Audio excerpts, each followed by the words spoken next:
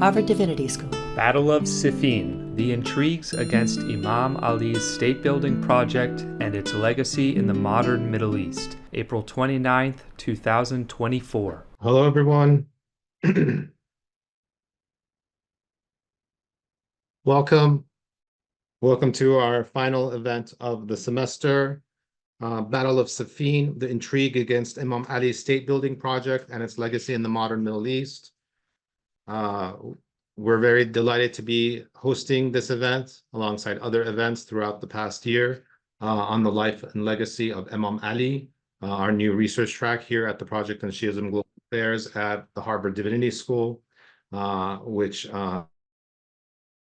is in parallel to our older track, The Life and Legacy of Imam Hussein, both of which are generously sponsored by the Jaffer Family Foundation of New York.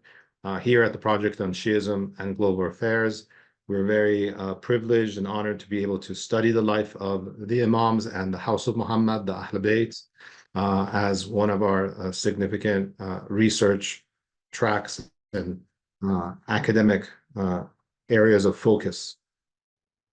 Now, the talk here today on Battle of Siffin, a very important battle at the beginning of Islamic history, as a central element in the consciousness and the political experience of the Shia community and forms of important of Shia memory. So we're very much interested and looking forward to hearing this talk by Dr. Muhammad Saqa, here, our lecturer at Harvard University. And Muhammad has been with us for many years on helping with this project, and we're happy that he is here to speak with us on the Battle of Siffin. Muhammad, of course, a lecturer in Modern Middle East, Department of the NELC Department here at Harvard College, and his focus is on both early Islam, Islamic history, sectarianism and denominations and pluralism within Islam, as well as contemporary Middle East politics and Islam. So with that. Thank you, Professor Mohseni, for the very kind introduction. Good afternoon to everyone. It's great to see you all here on this very sunny spring day. Glad to see many students here. Right after the semester, I don't know if you're happy to see me now, but one last lecture, and it's actually very nice to have the opportunity to talk here because as Professor Mohseni mentioned, I focus both on early as well as contemporary Middle East, which has actually been quite, I think, fascinating given everything that's happening in the region, and also to historically be able to have these conversations and root them in both the early history of Islam, but then also bring that through to contemporary challenges. And that's one of the things that I really try to emphasize both in my courses as well as a larger conversation with students, is that we oftentimes look at things in a historical vacuum, and we are lucky to even go back 20 years or even in recent history. And so it's nice to have this opportunity to talk about the legacy of the Battle of Siffin and the intrigues against Imam Ali's state-building project. One of the questions we might ask at the outset and the start is, why do we even focus on Imam Ali? Why is Imam Ali important? And oftentimes you'll hear in the Muslim Middle East or among people that are looking, let's say, at the Shia and Sunni split in the early period, this is something that happened 1400 years ago. Why do we need to care about this? But I think maybe the more interesting question to ask is, why has it stayed important for so long? How often do we remember things that happened 10, 20, 30, 100 years ago, 300 years ago even, but we're still talking about something that happened 1400 years ago. And Muslims, when they talk about it, they talk about this, the caliphate of Imam Ali and that early Islamic period, it's very near and dear to their hearts, and it's something that they feel very close to them. So I think the better question to ask is, why and how has it been important for so long? And that's one of the objectives of the lecture today. Let me share screen here. And And before I start again, I just want to thank the Project on Shiism for hosting me here today, to Professor Mohseni and the team at the Harvard Divinity School, as well as the Jaffer Family Foundation for helping support the um, research on the life of Imam Ali as well as the life of Imam Hussein. So this is part of a larger focus on the Imams at the Harvard Divinity School, which is a great sort of initiative, and hopefully will be quite fruitful as it already has been, I would say. Okay, thank you. So the Battle of Siffin, the intrigues against Imam Ali's state building project and its legacy in the modern Middle East. Now, the presentation today is there's a lot to cover when it comes to the life of Imam Ali. So it's always a very daunting challenge, but also very rich and fulfilling to study the life of Imam Ali, because it serves as an archetype for all Muslims afterwards. So it's not limited to sectarian divides. This is one of the things about Imam Ali, is that he's the first Shi'a Imam in all of the Shia denominations, but he's also the fourth Caliph in mainstream Sunni Islam. So all Muslims look to this period as a very important and critical period. So today's lecture will be divided into two parts. The first is on the road to Siffin. So this is the first part of the lecture will provide a historical context to Imam Ali's caliphate and the background to the Battle of Siffin.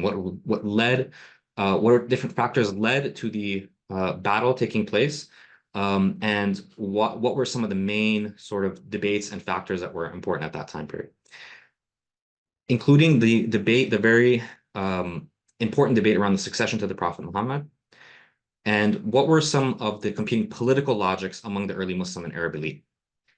And what this lecture will try to center, as I will argue, is the project of state building, which is oftentimes glossed over in favor of either theological arguments, most of which the theological arguments are there from the very beginning in terms of who succeeds the Prophet Muhammad, but oftentimes they tend to be a typology from later periods and later medieval Muslim scholars that are looking back at the early period and trying to come to different conclusions given their madhab or their sect legal obligations. But usually, even in the contemporary scholarship, Islamic state building and empire isn't really connected in, and I'll try to talk about that at length. And so we'll revisit also the Battle of Siffin itself, right? So the road to Siffin and the Battle of Siffin. At the Battle of Siffin, the other main theme of the lecture will be to look at and rethink about the battle lines and the battle fronts in the Muslim world. Usually when we look at or think about the Battle of Siffin, or we think about the first Muslim civil war, this is another reason that studying this is very important, is that this is the first Muslim civil war. It's the first time you have large amounts of Muslims facing off against each other on the battlefield, high numbers of death and civil conflict, which was very traumatic and is still one of the most sensitive issues in the Muslim community until today. As in, for many Muslims, it's highly encouraged not to even talk about this time period because of the fact that it can potentially cause factionalism. So the factionalism of that period has not been resolved. Right? So we think that we're in the modern period, that happened 1400 years ago. We have our Shia and Sunni identities, they're set. But are they actually set? Why do we assume that what we have today is going to be stable? How do we know that won't change, just as it has in the past when you have Shia and Sunni different when you had confessional ambiguity? And second, this issue is still alive, right? So it hasn't yet been solved. It still provokes factionalism. So one of the reasons I would say that is the case is also because of looking at how political factions were not defined based on whose army you belong to. And that's one of the primary features of the Islamic civil war and fitna in the Arabic, is that you would assume that if someone is in Mu'awiya's army and someone is in Imam Ali's army, those are two separate factions. But what I will show throughout this lecture is that the political and theological factions, cut across army lines.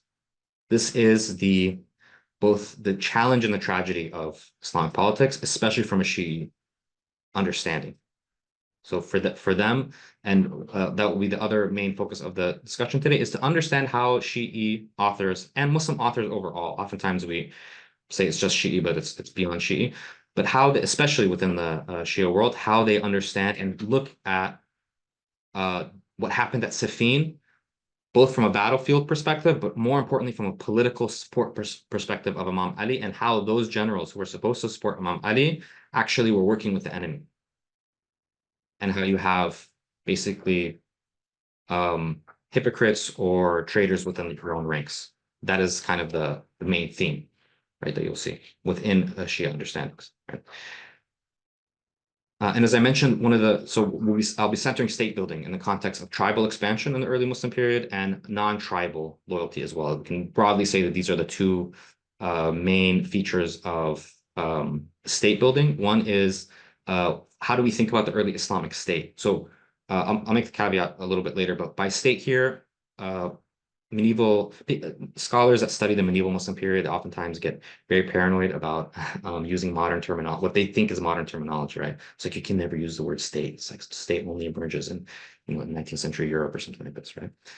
But if by state we just mean political order, states are the most ancient institution in human history. There's always organization in state. So here by state building, we don't mean the modern state, but as I'll talk about. But in the context of the early Muslim empire, state is the tribe. It's the tribe and it's Islam.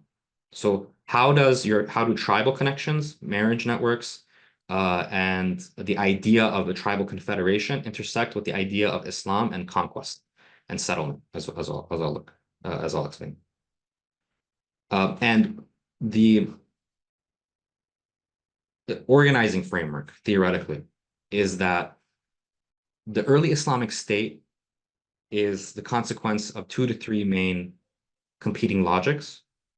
At the top, what you have is what I would call the corporation of Quraysh, which means that the Quraysh is a tribe that claims descent from Ismail, so they're Abrahamic. They don't consider themselves Arabs, right? As in genealogically, they don't trace their roots in southern Arabia. The Quraysh are migrants to the area that have Arabized over time.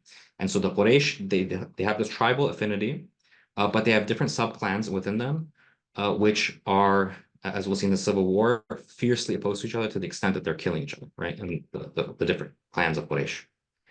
The Quraysh also largely rejects the Prophet Muhammad, right, outside of Banu Hashim. And so you see a resurgence of this that I'll talk about in following decades.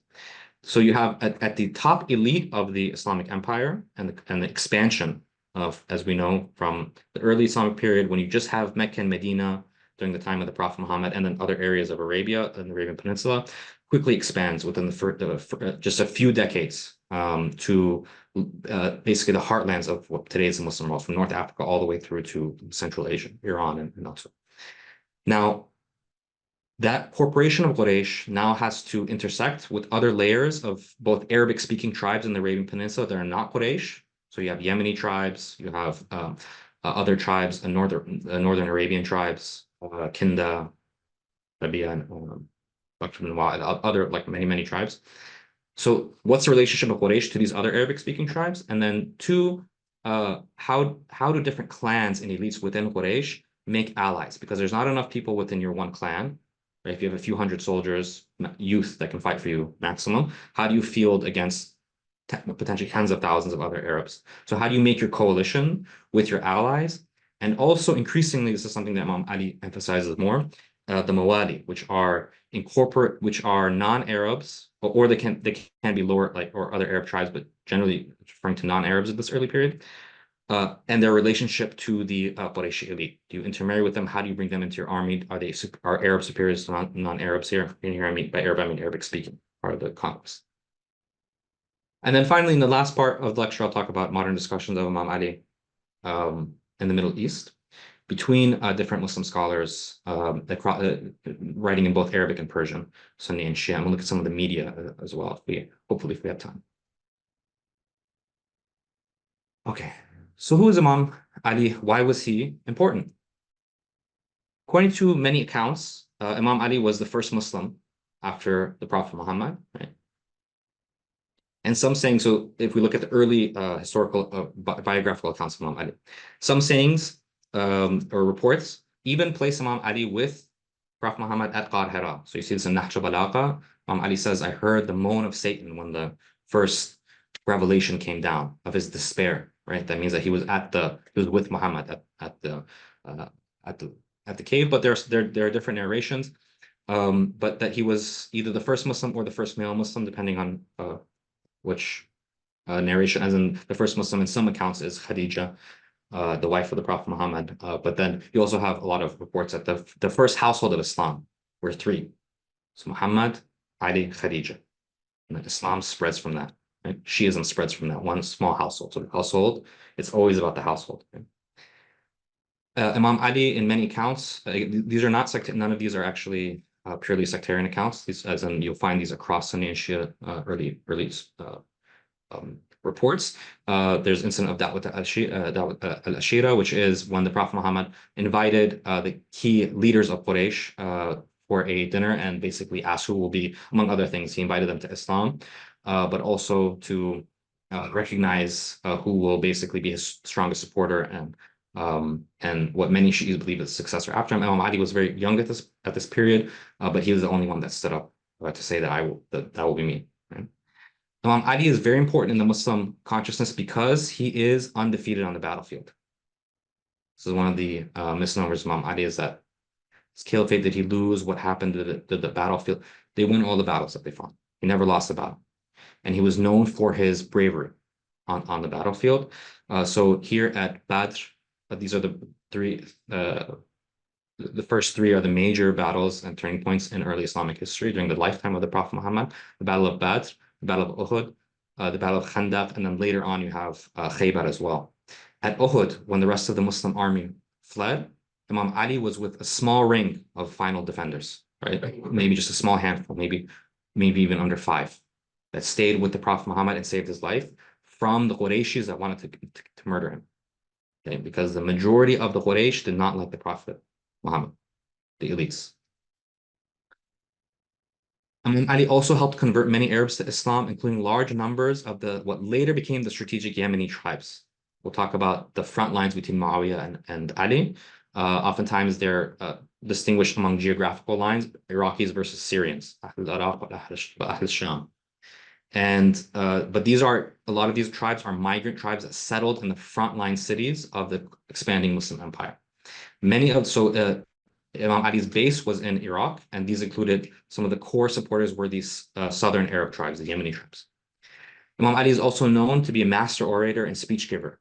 And so if we see Nahj al-Balagha, which is a very famous compilation by Shaykh al-Radi, from the Buyid period, and student of Shaykh Mufid, the Imam Ali was renowned for his oration. And when you go and read his speeches, especially in the original Arabic, you can see a clear distinction between his level of oration, how he spoke, references that he gave. It's very clear that this is Ali speaking. And he became known for that in the Muslim world, among the Arabs who had a particular, Arabic, when the Islamic Empire and when Islam first came onto the scene, Arabic was not a written language. Right? As in, you didn't have a literature like other world languages had at that time. So oration, orality, poetry, this was all very near and dear to the Arabs, especially, and that's why the Quran is miraculous in the way that it universally appealed to all the Arabic speakers at that time. You have a similar type of thing with Imam Ali, in the sense that there's a unique understanding of his speeches, and there's a reason for that as well. Ali also, in addition to all of these mainly historical discussions, he also has a very high spiritual significance and esoteric significance. In many hadiths and narrations, he is the second light that was created or split off from the light of Muhammad. The Muhammadan light is the first light that was created, according to many understandings of Islamic cosmology. All Sufi orders trace their lineage through to Ali. So he is esoterically important for all Muslims. And then, of course, he is also the 4th caliph. Right? He has important contributions to early Islamic state building project, as we'll discuss, and political legacy of governance. Today, Imam Ali is very important still. His shrine in Najaf receives millions of pilgrims every year, and it's around the sacred space of his tomb and the spiritual energy that you see around the tomb that attracted one of the oldest educational institutions in the Muslim world, the Seminary of Najaf. Right, today led by Grand Ayatollah Ali Sistani, but one of a line of hundreds of eminent scholars that were settled in that space because Imam Ali's tomb is there. So it has pilgrimage. You have millions of pilgrims every year today going, but this is well over 1,000 years. You have recorded history of continual pilgrimage, before trains and cars and planes, of people coming, making very, very arduous journeys from all around the world to Najaf, and not just to go and visit the shrine of Imam Ali, to be buried there. So this is like biopower. The people after their death, Wadi Salam today is the largest cemetery in the Muslim world, in the world. Sorry, it's the largest cemetery in the world. It's in Najaf because generations of Shi'is and Muslims have wanted to be buried in that holy land. So the land itself is very pure, right? This is supposedly before nationalism, right? When nationalism is supposed to be borders are very important, land is very holy, and this is holy land centuries before nationalism, right? That people want to be entered into that land, and that the dirt from that land has very special significance. There's just some pictures from Najaf during a trip there last year. You can see the intricate and ornate nature of the shrine itself. And is there a way to maybe turn off this light over here that can we see? Sorry. Maybe if we can, there's just one light. Yes, correct. Thank you. So you can see that intricate nature of the mirror work, the names of Allah, the 99 names of Allah on the pillars, on the marble pillars, each reflecting, all having its own particular cosmology and refraction. When you enter the holy space of the shrine, you see yourself in a million different tiny mirrors. Right? That's the cosmos. These are just other pictures from inside the shrine. And here, Najaf. Anyone know what this is? Yes, very good. Faqar is a famous sword of Imam Ali. It's a symbol of justice, of strength, right? Then here you see the bazaar in Najaf. See Imam Ali here, you see a portrait of Imam Ali hanging over the bazaar. And here, this is referring to one of his main characteristics, Aba Yatama. He is the father of the orphans, right? So he's undefeated on the battlefield, but also the kindness and most attention toward the orphans, those who need the protection, right? So it's you have a lot of narrations that the orphans were crying when Imam Ali was killed because they didn't have a protector anymore. Ali would visit their homes face covered in the middle of the night, bringing provisions, talking to being a father to them. Right?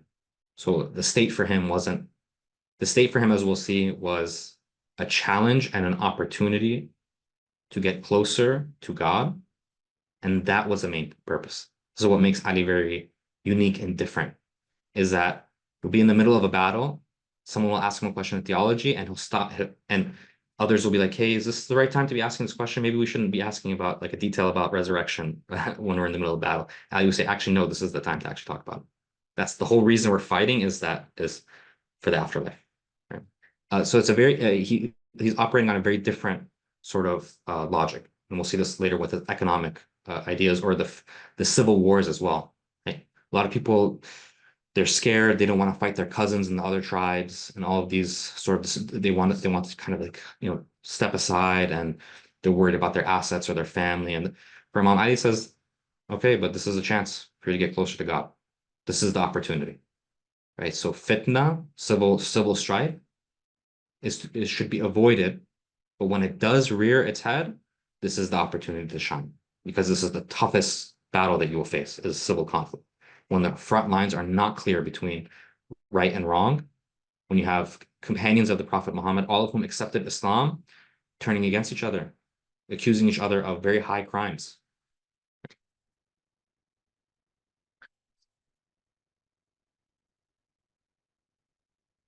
Okay. So how do we categorize political difference?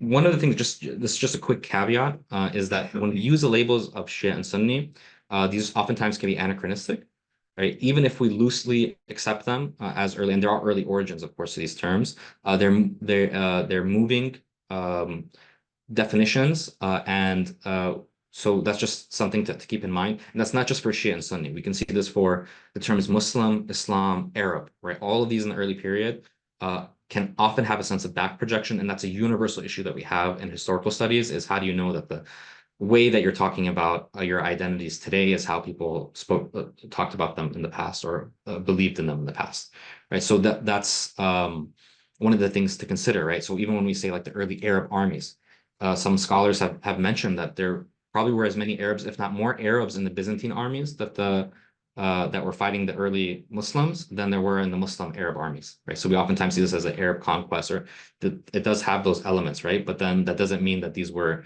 ethnic splitting, or even sectarian, or Islam. So what does Islam mean? So we can look at some of the works of Fred Donner and Peter Webb Buchanan and others that look, especially like Donner was my advisor at Chicago, had a very influential book on this about how the term Muslim and Islam is oftentimes misunderstood in the early period. It's more of a monotheistic reform movement rather than a strict religious boundary between a new category of Islam. What did it mean to actually be a Muslim?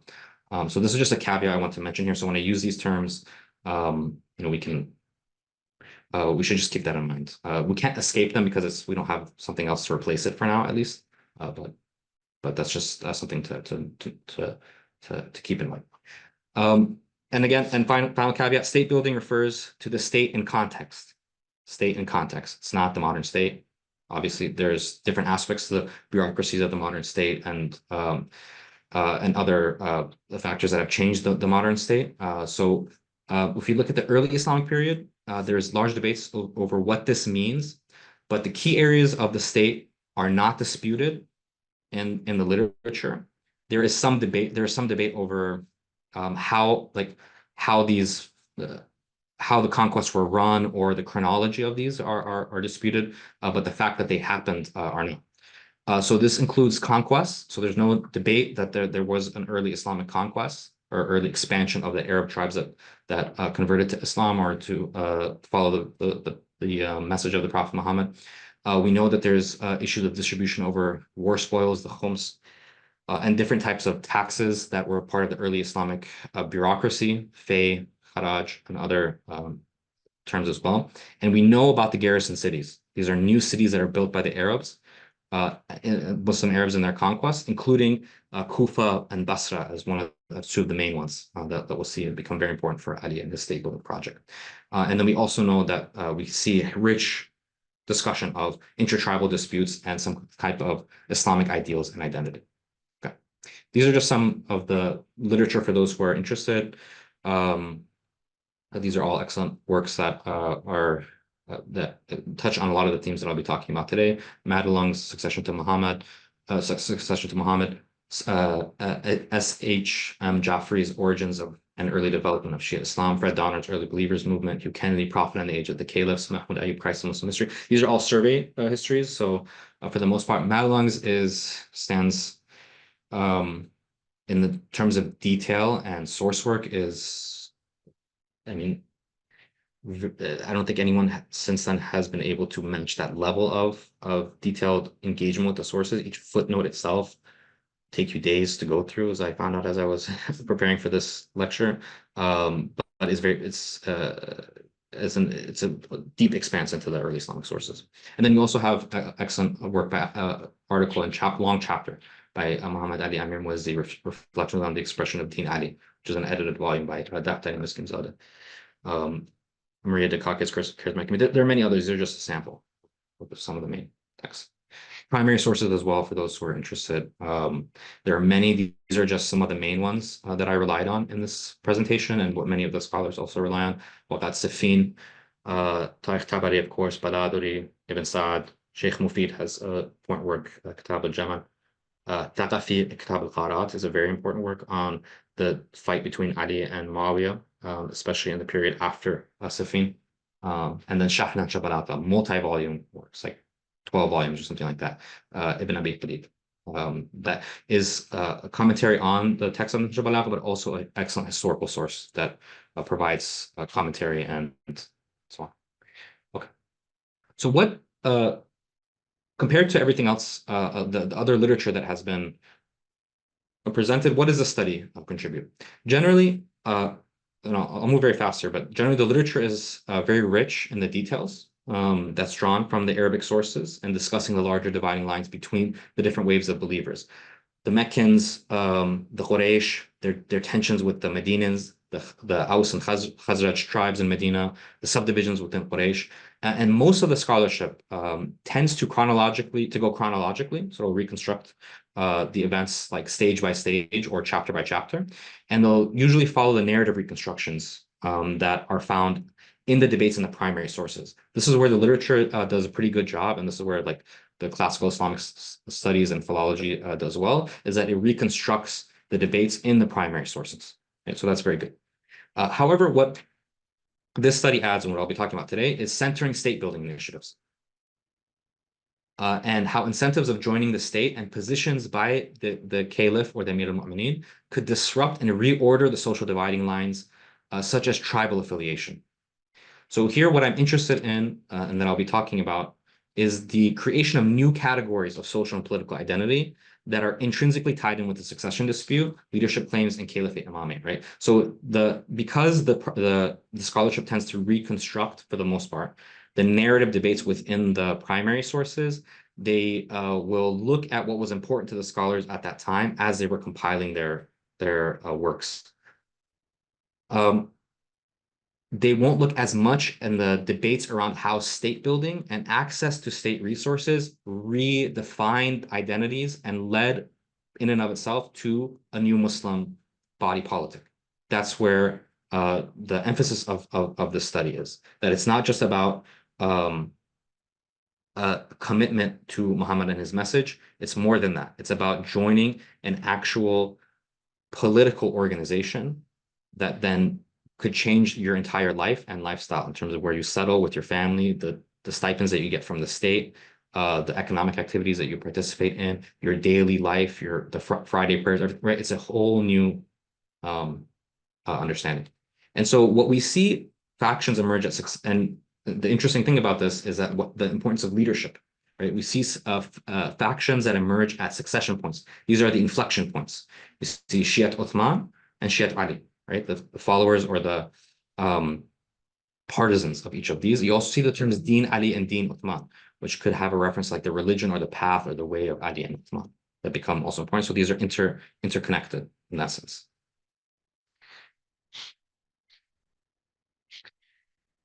So one of the driving factors of civil conflict was access to the state and state resources as a subgroup protector, and simultaneously a ladder for advancement, prestige, and even defining belonging to the Muslim community itself.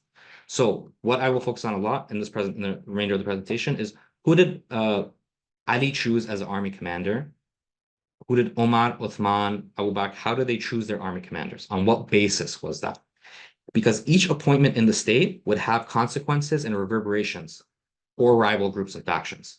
Or even more importantly, create or redefine factional sectarian identity. So the state and the battles aren't just means for existing factions to fight it out. It's a way to redefine what the front lines are and what the different factions become. And so so what I look at are the potential pool of commanders and governors that could be drawn, right? And how did this alienate or incorporate those who were included or excluded? This is where you see, even when you look at the sources, this is where I don't know if the majority, but a large amount of the debates focus around, is about why did you appoint this person as the governor? This is where the most of the civil conflict, it's almost all about that. It's misappropriation of state resources, and it's about who you appoint. Those are not how we think about theological disputes. Those are what we would call today purely political decisions about who a governor is, and why does this person leading the raids into Iran, or why is this person a governor of this city? Almost all of the debates are about that.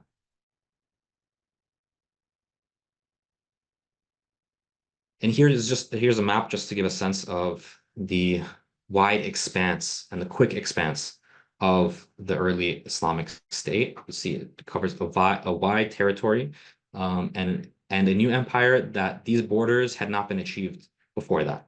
Right? If you look at the Romans, for example, they had at the height, they would have maybe like the western half of this, right, through from like Egypt and parts of the Levant and Syria.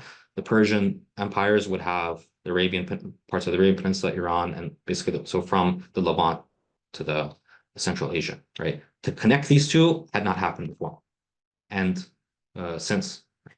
So the earliest, and you see, so in the orange, you see during the time of the Prophet Muhammad. Then you see during the caliphs and basically the Abbasid and Umayyad dynasties, which you see the large extent of the Islamic empire. So these are, you have a lot of money at stake. You have a lot of power, prestige, empire, elite, elite standing. There's a lot at stake here, and people took this very serious.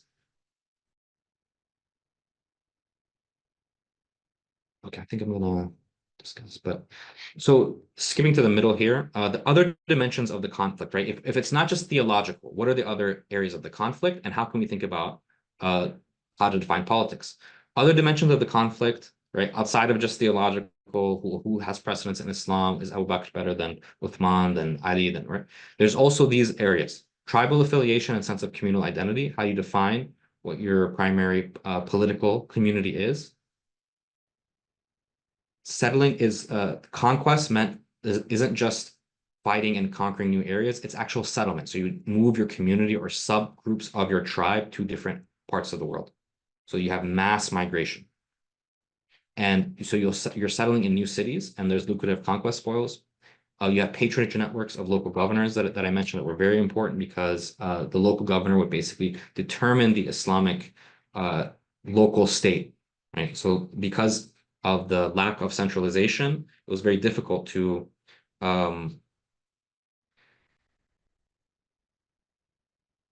administer all these places in a central way. So the local governors have a huge amount of sway and power. So you have divisions in the new Muslim body politic. Are all Quraysh equally going to get stipends from the state? Do the Muhajirun, the small group of Qurayshis that accepted Islam and moved with the Prophet to Medina, do they get a higher stipend than the Ansar, the people of Medina that actually supported and fought, were the mass of the armies of Muhammad? Other tribes, and then you have other tribes that are basically, they exist in concentric circles around. So if you look around, like if you expand outwards, like towards Yemen, Oman, with contemporary Yemen, Oman, Bahrain, and so on, what role do they have? They weren't early adopters of Islam. So then how do they figure into the equation? Right? All of these discussions are embedded in early state building. Right? The state then becomes the ultimate arbiter and authority of the site, where you see the clash and hopes and aspirations of all of these various groups. Right? So the state becomes very important in that sense. According to some scholars, here I'll read this is a quote from Kennedy's work, Prophet in the age of the caliphs, Caliph in the age of Prophet in the age of caliphs. The launching of the conquest gave the Muslim leadership great powers of patronage. Only those who were Muslims could participate in the conquest and share the rewards, which were to be determined by the Medinan government. Many a tribesman must have felt that joining the armies of Islam was a way to earthly as well as heavenly paradise. The conquests were, in short, a necessary consequence of the unification of Arabia under Muhammad and Abu Bakr. Without this external opportunity, the hold of Medina over the Arab tribes would have inevitably disintegrated. Expand and survive was a political philosophy. So the whole idea was, if you're not able to continually expand, the Arab tribalism is very destructive, in the sense that any commander, and we'll see this, any commander that you want to choose from one tribe can upset the other commanders from other tribes. That's how tribalism works, right? Why are you choosing this guy? Why are you choosing Northern Arabian over Southern Arabian? Within the Northern Arabians, there's a bunch of different clans. So the idea was you have to keep expanding and providing so many resources and cycling people through to create some sense of balance, right? Or at least that's how Abu Bakr, Omar and Omar worked. Uthman was a bit different, as we'll see. Ali challenges that. He has a different understanding, as we'll look at. But the idea, and the Abbasids and the Umayyads, when they, especially in their early periods, they also have to respond to these. The conquests were also organized among these very important urban institutions, urban political institutions, the Amsar. So oftentimes you'll see in the Imam Ali talking about Misr. Misr here is not Egypt a lot of times. Misr are the cities, right? Could be referring to Basra and Kufa. This can be very confusing if you're reading sources. aren't tuned into that, but the Amsar, they're basically garrison cities. They're military garrison cities that are forward bases for expansion and invasion. And here you see Kufa and Basra in southern, and at the mouth of the Persian Gulf is where Basra is. Kufa is historically close to where like Ctesiphon and the Persian capitals were, as we'll look at. It's where the Euphrates and the Tigris are very close to each other. And these are the super highways in which you can basically dominate the middle Mesopotamia and what the Persians called Dele Iran Shah, which is the heart of the Persian Empire, which was Iraq, right? And then for those in classes, we talked about Iraq, and in the early medieval sources is Talib of Iran, meaning that Iraq is the Arabized word for Iran. Right? So the Iraq and Iran are the same word. They're just and that's how people saw it at that time, right? Because they're part of one block. That's why Ali went to Kufa, right? He had the strongest resources, the strongest supporters, everything was there. So he had a lot of assets and strategic depth there. And that is where the Islamic conquest also had strategic depth, was in these frontline cities. Kufa and Basra are the main garrison cities. So sometimes you'll see in the early Islamic sources the reference to Araqain. Araqain is it can mean Persian Iraq and Arab Iraq in later contexts, but it can also mean Kufa and Basra in the very early period, because this is Araqain is where you control the whole region. Outlets for progress, settlement, wealth, security, and patronage of the state. So these are the armies of Ali are from basically Kufa and Basra. Mu'awiya is from Damascus. So this has a very different. So this also, on the one sense, the expansionism is helpful, but on the other sense, it can also create perverse logics for conquest and spoils. And Ali has to deal with this because people are expecting, as we'll see, the Khawarij that later leave Ali's camp, they're expecting when they go fight Muawiyah, they're going to take his women as slaves. And Ali says, no, these are Muslims, you cannot do that. And then they call basically Ali a kafir, like for not allowing them to have access to the enemy's women and to their spoils and so on, right? So he has to deal with this, with these tribal elements as well. I'm going to go very quickly through here, but just some of the very quick inflection points in the early Islamic period under different regimes. So the Prophet Muhammad proclaimed his message in Mecca in the year 610. He was rejected by the vast majority of the Quraysh. The people that rejected Muhammad are the same, basically for the most part, the same ones that rejected Ali, except you also have, what makes it more complicated is you also have Aisha, one of the wives of the Prophet Muhammad, Talha and Zubair, which are early adopters of Islam. Right, Zubair is he's a maternal first cousin of the Prophet Muhammad and Imam Ali. So he has a big stake to the claims of leadership of Quraysh. He has a powerful claim, and his son Abdullah ibn Zubair is the nephew of Aisha.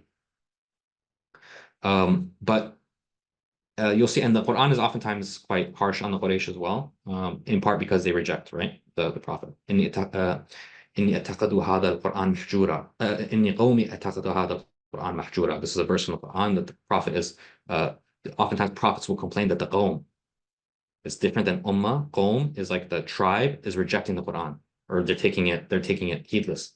My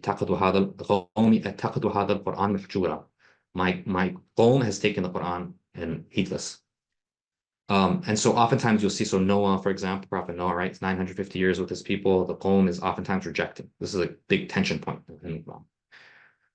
The Quraysh claimed descent from Ismail, the son of the Prophet Adam. As such, while they were Arabized and spoke Arabic, their genealogy and sense of self was non-Arab. It's linked to the lineage of monotheistic prophets. And this is something that, as we'll look at, like a good article by Mohsen Goudazi, who's here in the Divinity School, talks about how this larger category of like Ismailite or Ismaili in the sense of like lineage from Ismail was something that other early Muslims also wanted to adopt as their identities as well. Right, in that they were the Abrahamic monotheistic lineage, right? But Quraysh had a special claim to that because they were the bloodline lineage, which becomes very important. Okay.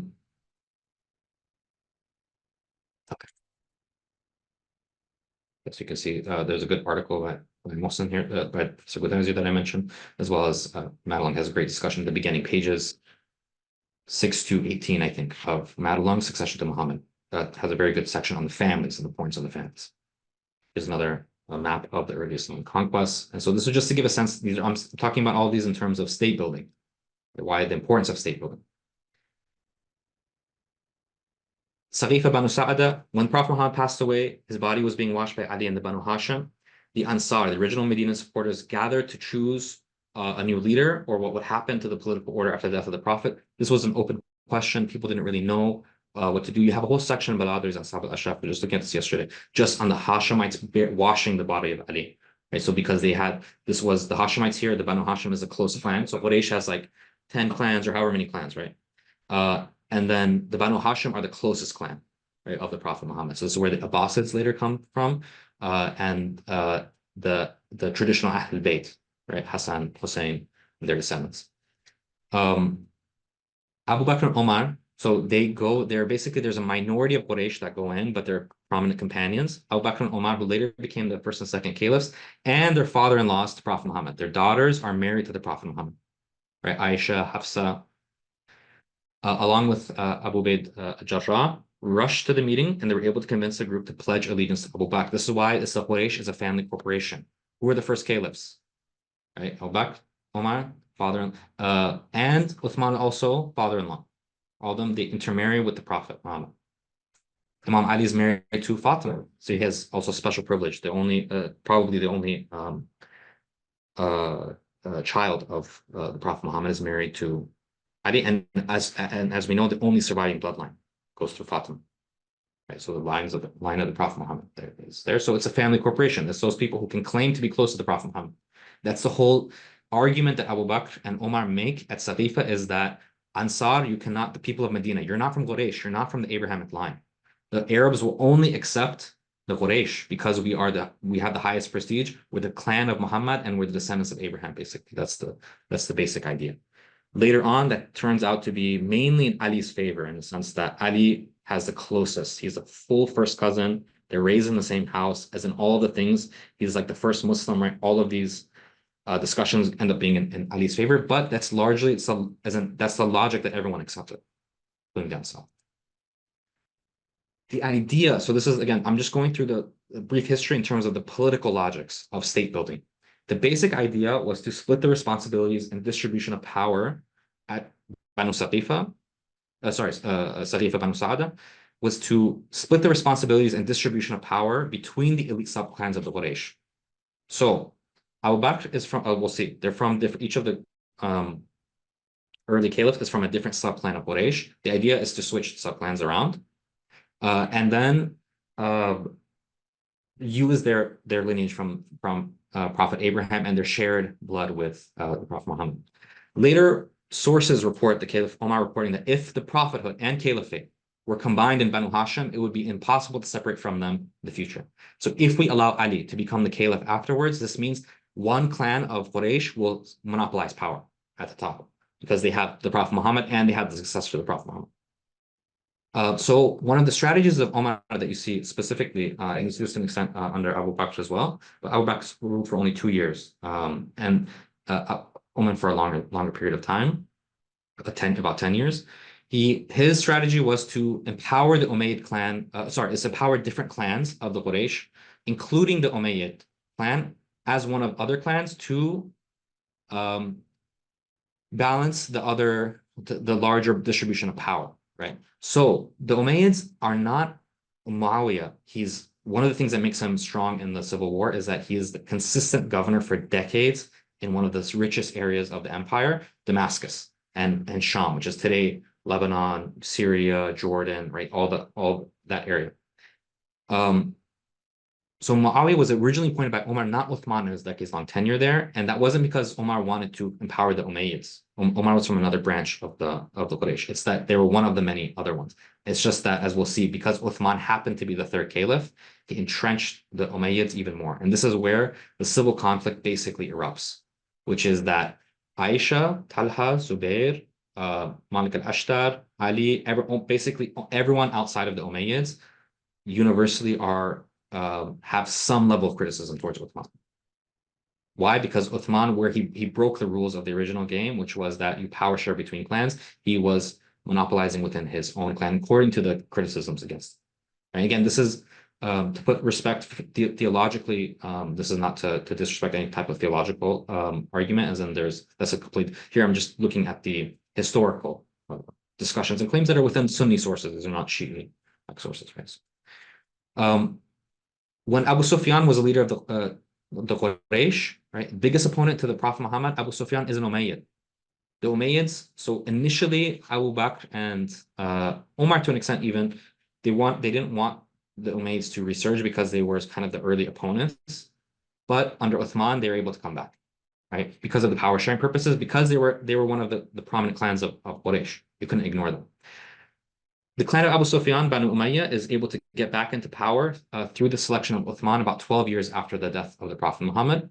Uthman heavily favors his clan by placing them in key positions of the state, and there are widespread reports of corruption and misappropriation of state revenues. People like Marwan, Mu'awiya, and others, and these are usually not treated very, as in Aisha has very staunch critiques of all of these individuals and of Uthman himself. The other clans of Quraysh start to get increasingly nervous because they're locked out of power, basically, and the revenues, right? So Aisha calls for the removal of Uthman. Talha is one of the early other Quraysh that we'll see as a prominent companion, linked into some potentially even violent agitation against Uthman, right? Violent protest, however, is opposed by Ali. Ali, in many reports, even sends his sons Hassan and Hussein to protect Uthman's house when it's besieged in Medina by opposition protesters. However, when Uthman is killed, even though Ali opposed any type of violent action against Uthman, he doesn't necessarily condemn the killing, in that he says that I have to deal with this on my own terms, in accordance to like a more calm period when I can then treat the people who killed Uthman and look at the claims. Right, so he doesn't necessarily. He also critiqued Uthman. However, he did not want Muslim blood to be spilled, and he wanted peaceful means through which to address grievances. After Uthman is killed, the consensus of the people of Medina converges on Ali as the next caliph. So he has a popular election, which was the way that he was elected or selected as caliph becomes a debate, but it's one of the important sort of discussions of early Islam. So let's look at some of the social and political background of early Islamic rulers. You know that Prophet Muhammad is from Quraysh, as we talked about. He's from the Banu Hashim clan.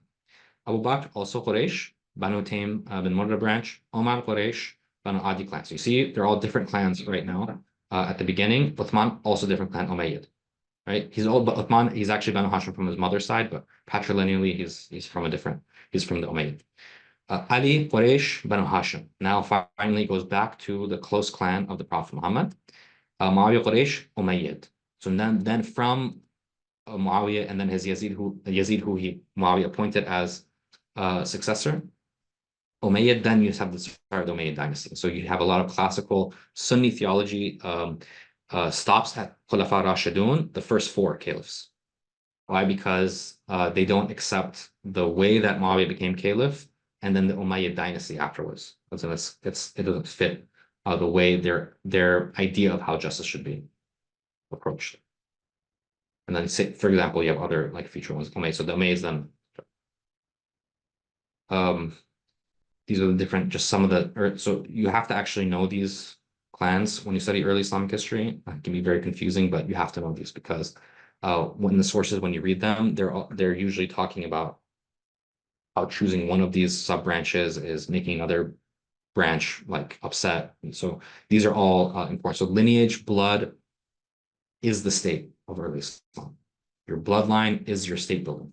So who you marry and who you make tribal confederations with is the state. Here you see, this is from Marshall Hodgson's book here. These are all, usually when you see these are abridged. They're not the full things. They're just choosing some of the main people because these are huge family clans, right? So Abd Manaf, you see, is basically is like the forefather of the Umayyads, the Abbasids, the Ahlul Bayt, right? So then you see the Hashemites clan is where you see Abdullah, the father of Prophet Muhammad, as well as Abu Talib, the father of Ali, and Abbas. Right, so these three basically become one of the lines from these become the early Islamic, different branches of the early Islamic state. And so therefore marriage becomes very important because that's where your lineage reproduces, and that's how you make matrilineal alliances further on.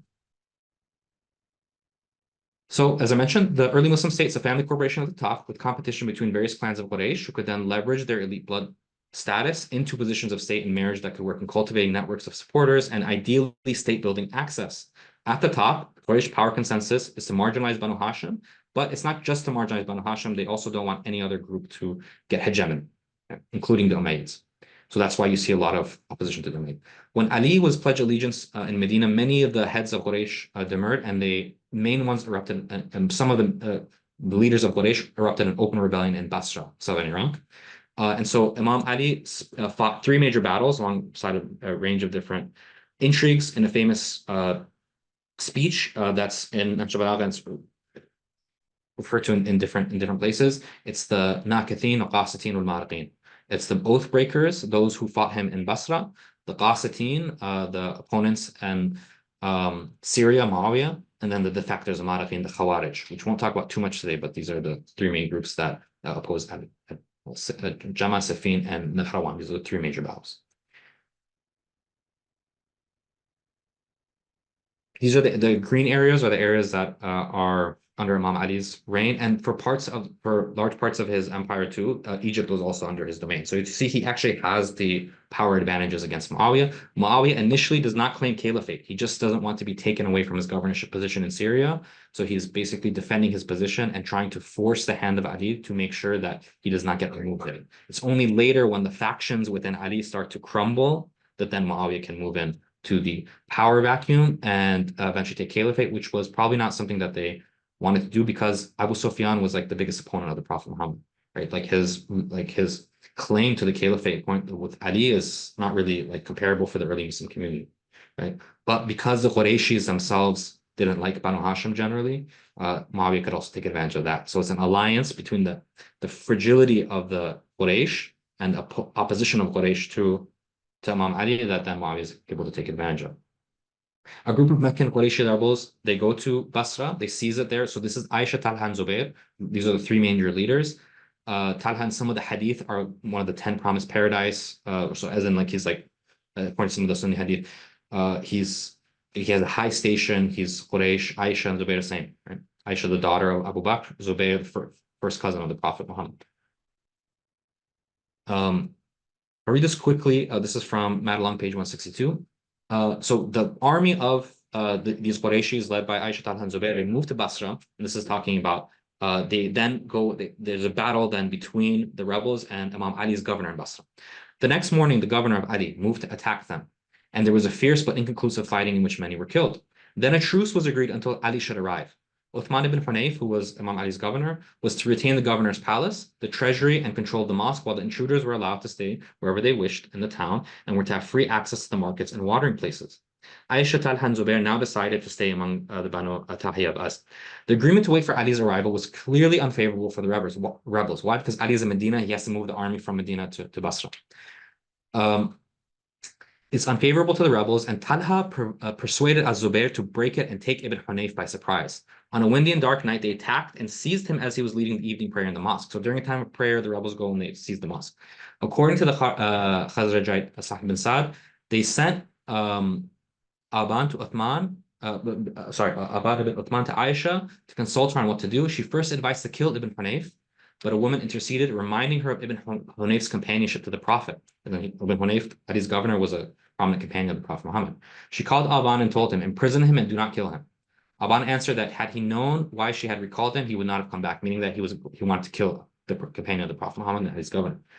Ibn Masud, Mujashi ibn Masud, a Basran of Banu Sulaim, now advised the captors, beat him and pluck his beard. So they gave him 40 lashes, plucked out his hair on his head, his eyebrows, and put him in prison.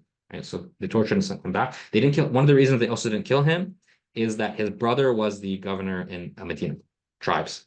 Right? Your brother is the governor in another key city. That means that city will be locked out to you, and you'll have another army that can come towards you. So Ali, in order to defeat the rebels in Nahrawan, he first has to remove Abu Musa al-Ash'ari from the governor in Kufa. Abu Musa al-Ash'ari is another prominent companion of the Prophet Muhammad. And in order to do so, Ali sends Ammar ibn Yasir, one of the first Muslims whose parents are the first martyrs of Islam, Sumayya and Yasir, right? They were killed because they don't renounce Islam. And Malik al-Ashtar, who is the leader of the Nakha'i tribe. Malik al-Ashtar is very famous in Shi'i memory because he's basically a battlefield like a genius or strategist in Imam Ali's army. And he's a leader of probably the strongest tribe, if not one of the strongest tribes of Kufa and the Yemenis, the Nakha'i tribe, Southern Arabians. So they have to, Abu Musa al-Ash'ari rejects, basically doesn't follow Imam Ali's orders. And so Imam Ali first has to take him aside. And then once he does that, he's able to raise 6,000 to 7,000 tribal fighters in the city. And then the Battle of Jamal takes place, right? Which is a swift defeat for the rebels.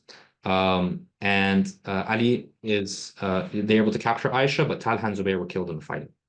The way Talha was killed by Marwan ibn Hakam, shot from behind by an arrow while he was fighting. Marwan, they're supposed to be a part of the same coalition, but Marwan shoots the arrow towards Talha because Talha was one of the people that agitated against Uthman. Marwan ibn Hakam is a relative of Uthman, so he took tribal revenge right there. Zubair fled from the battle, but he was killed by some of the Banu Sa'd bin Tamim. One of the main strategies of Ali is pre-battle negotiations, which he undertook with the utmost seriousness, and he convinced thousands of would-be rebels to disarm and either join his army or retire from the battle. This is a consistent strategy that Ali does, that some of the more like hardline elements in his army usually are like, why are you going and talking and giving speeches? You're talking about Islam now, let's go fight, you know? But this strategy that he does, and oftentimes it can be very tedious because it can take, in Siffin, as we'll see, it actually can take weeks or months. It usually is effective in tipping the balance or scales. Why? Because Ali will provide opportunities also for anyone that is discontent with some of the strategies of the other enemy to then pull aside or join his army. So in Nahrawan, Jamal, and other battles, in Nahrawan, this is also very effective. Nahrawan, they're former army men of Ali, and he's able to split away hundreds of them from before the battle and swiftly defeat the enemy. And Ali says after Nahrawan, فَقَعْتُ عَيْنَ الْفِتْنَةِ, that I blinded the eye of fitna. Right? Ali's sedition. Ali's critics in his own army say he's delaying war, he's afraid of death. He responds that by God, I'm neither afraid of death and I would embrace it. Rather, so this is like quotes from Naqshbandat and other places, he would engage in order to guide people from all sides. Again, this is also, he doesn't look at the armies as different factions. He's looking at it as one Muslim body politic and re-guiding people towards the truth and avoiding error, right? And you can see this heavily in the series on Imam Ali that was made in Iran, Shahid al-Kufa, that shows it quite well. Some of the fighters after the Battle of Nahrawan, some of the fighters around Aisha, it's called the Battle of the Camel because there was an armor-plated camel that Aisha was placed on and people would rally around, defend al-Mu'mineen. They're attacking the wife of the Prophet Muhammad, right? So she became a very potent symbol for the battle. Some of the fighters around Aisha had Qur'ans tied around their necks. In some reports, when the battle had started, Imam Ali sent a man with the Qur'an raised to appeal to arbitration. Let us resolve this by what is in the Qur'an, not by the sword. The response was they shot him with arrows, and once he was shot and killed, the battle began. So Imam Ali did not like to ever start a battle. And Imam Hussein in Karbala does the same thing. He says, I'm not going to shoot the first time, I'm not going to start with the conflict. Even though we're surrounded, we're attacked, right? He did not like to ever start bloodshed. After the battle, Ali saw the corpse of Ka'b ibn Sur, who had a Quran tied around his neck, and he was killed defending the camel of Aisha. Ali ordered the body to be sat up and spoke, I found what you promised by my Lord to be true. What was promised by my Lord to be true? Have you found what your Lord promised true? Then Ka'b was laid down again. So he says, قَدْ وَجَدْتُ مَا وَعَدَنِي رَبِّي حَقًّا فَهَلْ وَجَدْتَ مَا وَعَدَكَ رَبُّكَ حَقًّا. He respects the body. He sits it up and talks to it, right? Because why? The soul is still alive. The soul can see after death, right? According to Islamic cosmology, and they're seeing the reality of their actions and what happens, right? So he's showing it on the battlefield that it's still like, why are you talking to a corpse, right? In our modern inception might seem weird, but he sits it up in terms of when you address someone, you're usually not laying down, you're sitting, and he has a conversation with. He had the Quran around your neck. I found what my Lord promised me to be true. Did you find what your Lord promised you to be true? You're using the Quran in the civil conflict to oppose Amir al-Mu'minin. Another aspect of Imam Ali was that within these civil wars, Ali would not otherize the identity of the enemy within civil confusion. This is a quote from Al-Tabari, Tariq al-Tabari. Ali's conduct towards those who fought him on the day of the camel, according to Asari, I think it's Sari, or I think it's Sari, from Saif. Oh, this is the chain of transmission. It was part of Ali's practice not to kill those who fled or finish off the wounded or dishonor the women or take money. So on that day, some men were asked, what allows us to kill them but forbids us to take their money? Those who fought us are like you, replied Ali. Those who make peace with us are with us, and we are one with them. But for those who persist until they get struck by us, I'll fight them to the death. You are in no need of their fifth, the war spoils. It's called the khums. It was on that day that the Khawarij began talking amongst themselves. Right? Why can't we? These are enemies. We're killing them. Just take all their assets. And you said, no, you're looking at that as the enemy, but that could be in your heart too. How do you know you wouldn't join the other side? If they're Muslims, we have to give them a chance to join again. But if they insist on fighting, then we have to fight. This is security is the highest priority. So Ali, in this instance, it's called the First Civil War in part because of how he dealt with the enemies, which is different from the Ridda Wars. In Abu Bakr's reign, a lot of the Arab tribes had either refused or were not sure whether to pay their taxes to Abu Bakr. They didn't renounce Islam for the most part, but they didn't necessarily want to pay sadaqah or taxes to the state. And for that, they were called murtad or non-Muslims and had to be reconverted to Islam through war. Right. So this is what Ali did was different than the early wars. This is another speech by Ali. This entire period is discussed by Ali in the last part of his speech of Shaqshaqiyya. This is a very famous khutbah or speech of Imam Ali. And his own comments are useful in examining this confused era. In the end, the third of them, Uthman, stood up, shrugging his shoulders arrogantly, and he stood with the sons of his father, eating up the property of God, as the camels ate up the springtide verdure, until what he had twisted became untwisted. His destruction was complete, and his greediness made him fall to the ground. Then all of a sudden, I was frightened to see a crowd of people around myself, thick as a hyena's mane, throwing towards me in every direction, until my sons Hassan and Hussein were mobbed. My two sides are split, gathering around me like a herd of goats. But when I took up the government, one group broke its pledge, another rebelled, and others transgressed, as if they had not heard the words of God, who says, this is the abode, that is the abode of the hereafter, and which we allot to those who do not seek greatness and corruption on earth. And the end is for those who fear. Nay, by God, they have heard these words and comprehend them, but the world is sweet in their eyes, and they are pleased by its gaudiness. And so this is for Ali. Oftentimes you see this hyper spiritual politics. Right? This is all for him about actualizing the Quran, and it's all about trying to understand what motivates people. So moving to the Caliphate of Ali, the first pledges of allegiance to Imam Ali, according to the sources, so after Uthman is killed, occurred in the house of Amr ibn Mihsan al-Ansari, a veteran of the Battle of Badr, the first major battle of Islam before the public pledge in the mosque of the Prophet Muhammad. This is from a website, lifeofimam.com, which you can read a narrative of the life of Imam Hussein through the Caliphate, through different stages of the Prophet Muhammad's life, the Imam Ali's life.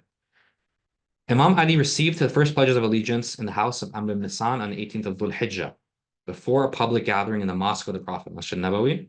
The day was in fact the same day as Al-Qadir, which is also 18th of Dhul Hijjah. The Yawm al-Qadir is a day that Prophet Muhammad said, "Man kuntu mawla, fahada Ali mawla." Whoever takes me as his mawla will take Ali as his mawla. Mawla here being object of debate, but basically Shi'is believe this is like the spiritual sovereign and successor and political successor as well, all comprehensive. Let me actually skip this part. But the Pledge of Allegiance, according to some sources, occurred in the house of Amr ibn Mihsan al-Ansari, right? as Mahmoud Ayub states, Ali was the first. Al-Ansari is also very famous because of donations of the plot of land, and also we'll see others that rallied around Ali were the early ones that had the Prophet Muhammad stay in their house in Medina. But here, Mahmoud Ayub states, Ali was the first and only popularly elected caliph in Muslim history. Why? Because there was a convergence of everyone basically in Medina around Ali, right? So this wasn't so what makes Ali different is that the first Abu Bakr is chosen by a council of Ansar, Medinans, with like maybe 3 or 4 Meccans present. Omar is chosen directly by Abu Bakr, no council. So it's a direct election. Uthman is selected by a council of 6 people that are chosen by Omar. And according to Tabari and other sources, if I think it's 2 of them are in the minority, they will be killed. So it has to be consensus position. But he chose, so it was, but the way it was chosen was basically to pretty much push it towards Uthman, probably. Ali is chosen through the people of Medina, right? So in some senses, it's new in the sense that it's like a mass thing from the city. It's not a private council in Saqifa Banu Sa'da, right? And also, but it's also similar in the sense that these are the same Ansar that basically chose Abu Bakr, now choosing Ali. Right? So it's also not new in that sense. Right?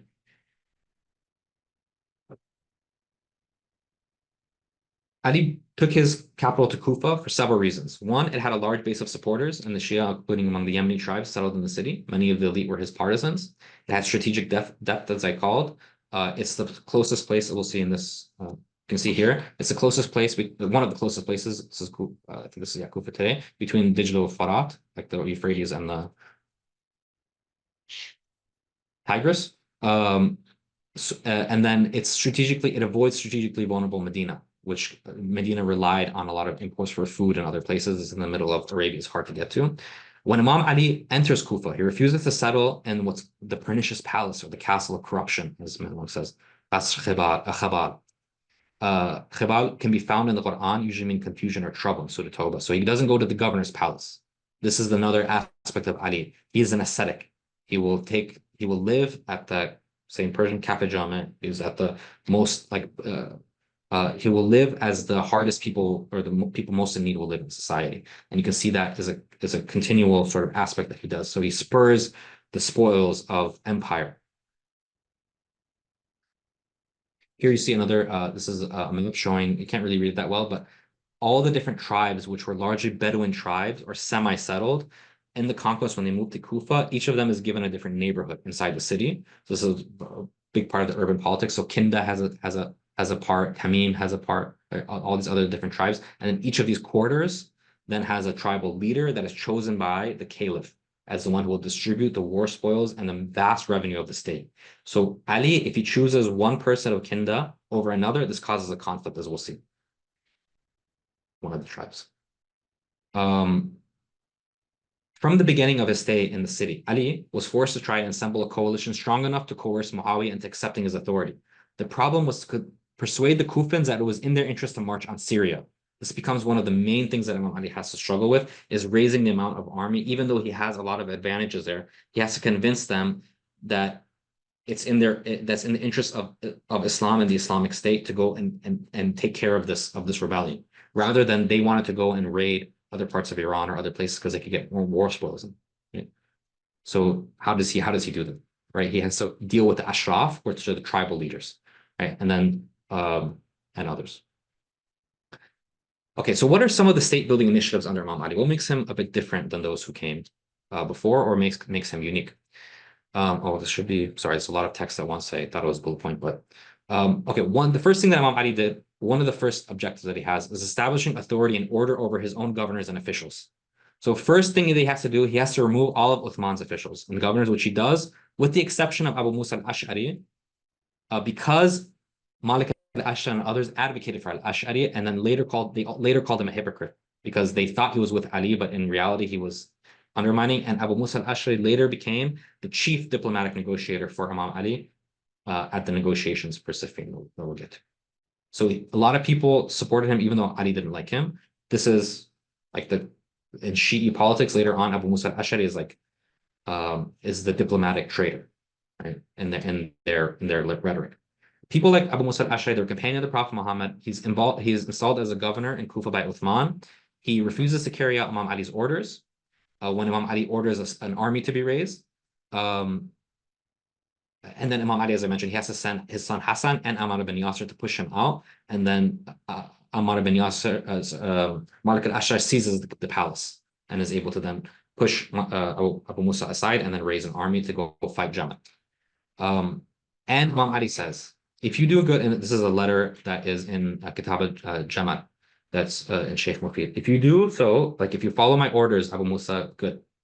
Otherwise, I ordered them, Hassan, Ammar, and Qais ibn Sa'd, who's another very famous tribal leader, to fight you as hard as possible. For verily, Allah does not love the traitors, kha'inin. So he calls Abu Musa al-Ash'ari a kha'in, a traitor, as they manifest before you, and they will tear you up piece by piece if you do not follow the order. Right? So this is a very serious issue of the state.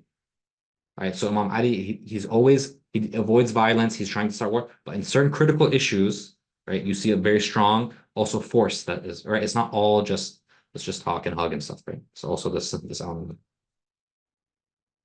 2, protect the overall Islamic body politic and the overall core of Islam. You see, this is a consistent thing that Ali does from Saqifa through to his caliphate. So even though his rhetoric is consistent over 4 decades, he says that I'm the legitimate successor. However, in order to make sure that the Islamic body politic overall does not fragment, I will abide by the new rules. So it's to protect Islam overall, not just his partisans. Why? Because if Islam is destroyed from the top, his partisans will also be destroyed. Simultaneous to this, so the other part of this, is to protect the core seeds of the true partisans of Muhammad, Ali and the Ahl Bayt.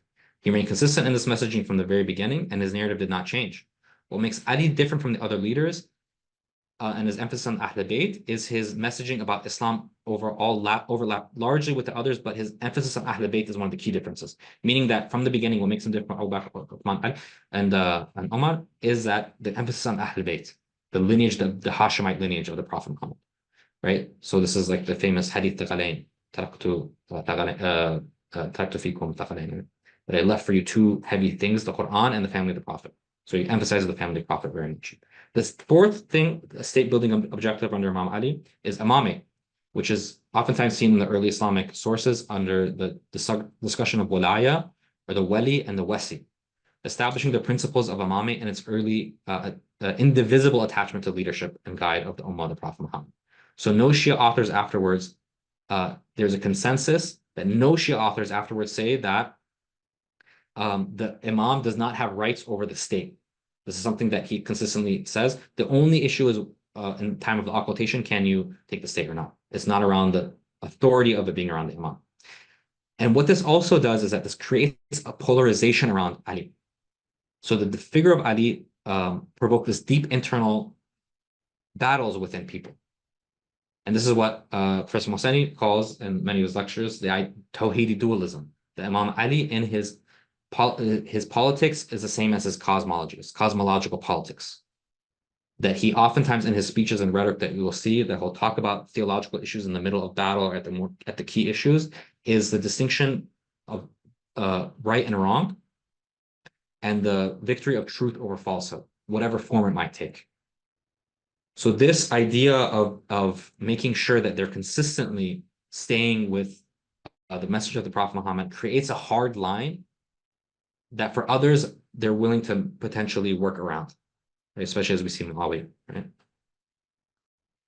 This is from Madelims. The exact wording and the state of the sermon that he mentions is open to question. The tenor and contents, however, clearly reflect the style of Ali's speeches and public statements throughout his reign. It's likely that he sets the tone right from the beginning. This is one of the early speeches of Imam Ali. Blunt rebukes and harsh charges of disloyalty, lack of sincere devotion, failure to respond to the summons, failure to respond to the summons to evident just cause, and occasional warm praise for acts of loyalty were characteristics of his pronouncements. They tended to alienate many of his lukewarm supporters, but to also arouse enthusiastic backing and fervor of a minority of pious followers. He left them in no doubt that they could find true religious guidance only through him and the family of the Prophet Muhammad, and reproached them for having turned away from them. So here, another aspect of Ali is that he devotes a core elite following that what ideologically is committed to him well beyond his reign. That is Shi'ism. So the seeds of Shi'ism are right here. You have an ideological, and this is what Maria Dukakis writes in her book. You have the walaya and the early community of love and devotion to Ali as special after the Prophet Muhammad. So his rhetoric can seem harsh and non-diplomatic or non-political. Why? Because he's not playing the same diplomatic game as others.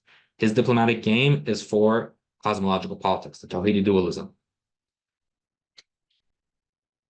But what that does is that means that he has a core of hardline supporters, the ideological guard, the vanguard, the ideological vanguard of Imam Ali that we'll talk about is the Short al-Khamis.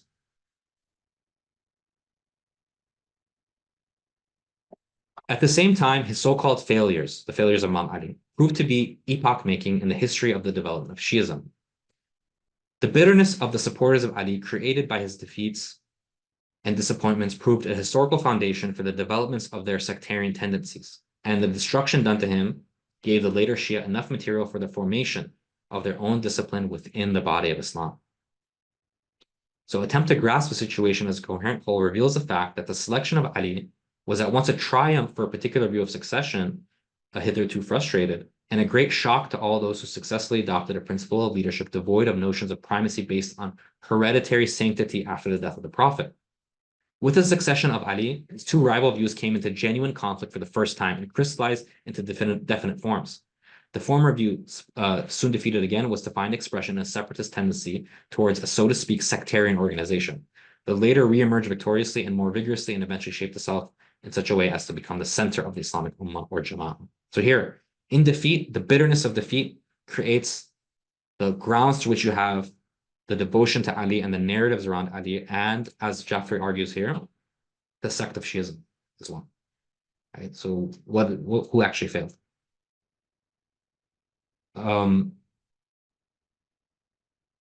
You see, so early sources calling Ali the Wasi and the Wasi al-Awsiya, the legatee among the legatees. Warith ilm al-Anbiya. So Ali is seen like the level of knowledge and closeness and the way that he spoke created an energy and a charisma around him that attracted those that were around him to remember the time of the Prophet Muhammad. Okay, I'm going to skip this for the sake of time. So who were this elite vanguard? In the sources, they're called Shurtat al-Khamis. This is the elite, right? This is the ideological core of Imam Ali's army and the core idea of the Shia. They're the loyalist Ali. This elite vanguard differentiated Ali from other rival contenders. You see some aspects of loyalty around Aisha and al-Mu'minin, around the camel, right? Battle of the Camel, but it didn't turn into similar sovereign leadership claims like Wasi and Wali, which you don't see applied to Aisha. Later, Shia authors divided internal groups of Ali followers into like 4 different groups: Al-Asfiya, the sincere friends; Al-Awliya, the devoted friends; Al-Ashab, the companions; and Shurtat al-Khamis, the pick division, the elite vanguard. Some of the distinctions between the different groups isn't fully clear, but it's possible that it's not totally hierarchical, but it's rather a 3-dimensional spectrum between these groups potentially. But we see different ways of understanding what the Shia are, with the Shurtat al-Khamis, the pick division, being the vanguard at the battles. So they had some of his sub-commanders. They weren't just tribal groups from Kufa that were massed. This was the 20% elite that would stay with Ali till the end, whatever Ali said. So they accepted his walaya, not just him as an emir or an army commander.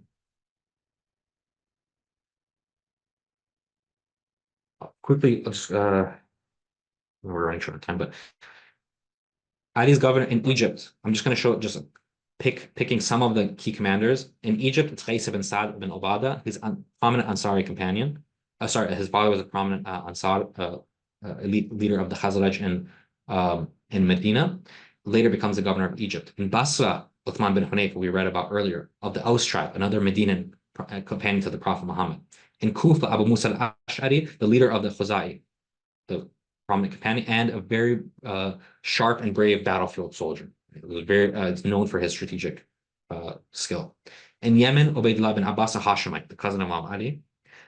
In the commanders and fighters, you also see different Abu Qatada al-Numan al-Khazraji, prominent Medinan companion. Umar bin Abi Salama al-Makhzumi, a Qurayshi. Sa'd ibn Ubaidah Ata'i, Banu Ta'i. The flag banner of Jamal also is his son, Muhammad ibn Hanafiya, from another mother other than Fatima. And so he sees his sons, Muhammad ibn Hanafiya, Hassan and Hussein also participating in these early battles. These are all taken from Imam's section. But here I want to show that Imam Ali also had to be cognizant and aware of how he had to an extent, play by the rules of the game that were set up. So he couldn't escape it, even if he even if he would preach against it. Okay, let's skip this. So sociologically, these tribes were not associated with each other just through lineage. Geographical splits between tribes could create differences as well. So large tribes, that spanned across Iraq and Syria, would oftentimes fight each other, would fight each other at Siffin. So just because you were part of one tribe and it had a single lineage, the geographical distinction, and this is the significance of Islamic state building, created different incentives for where you settled, your city was, and who your commander was over your city, Mu'awiya or Ali, became more important than your tribal lineage. So you see, this is you see many cousins fighting and killing each other across, right? And these are just a couple of the examples that you see. Kufans of the Dabba tribe fighting in the Battle of Jamal, right? And it said that the person that cut down the camel of Aisha did so because as long as the camel was up, people would come, all the Quraysh would come and defend, and they had lost the battle. But Aisha, when they saw Aisha, they had to defend al-Mu'mineen, they would go defend. And then finally, Ali says, just cut down the camel, right? Because as long as the camel is up, all the Quraysh are going to get slaughtered. The person that cut it down was someone from Kufa, who saw all of his kinsmen in Basra who were following Aisha getting slaughtered, and so he was concerned that if he doesn't cut down the camel, all his Basran cousins would be killed. You see similar instances of this in Siffin as well. Okay. He ordered at the beginning of the battle, whoever is wounded or captured should not be killed. If you threw away your arms and retreated, you should not be fought. Only captured weapons and animals considered war booty. After the battle, there's ordered that no war prisoners, women or children, will be enslaved. Property of the slain enemies was go to the legal Muslim heirs. And then he paid out of the treasury of Basra to his soldiers instead of having them loot the city or take it, which was the norm of these places. Right? This is from Khutbah of Imam Ali.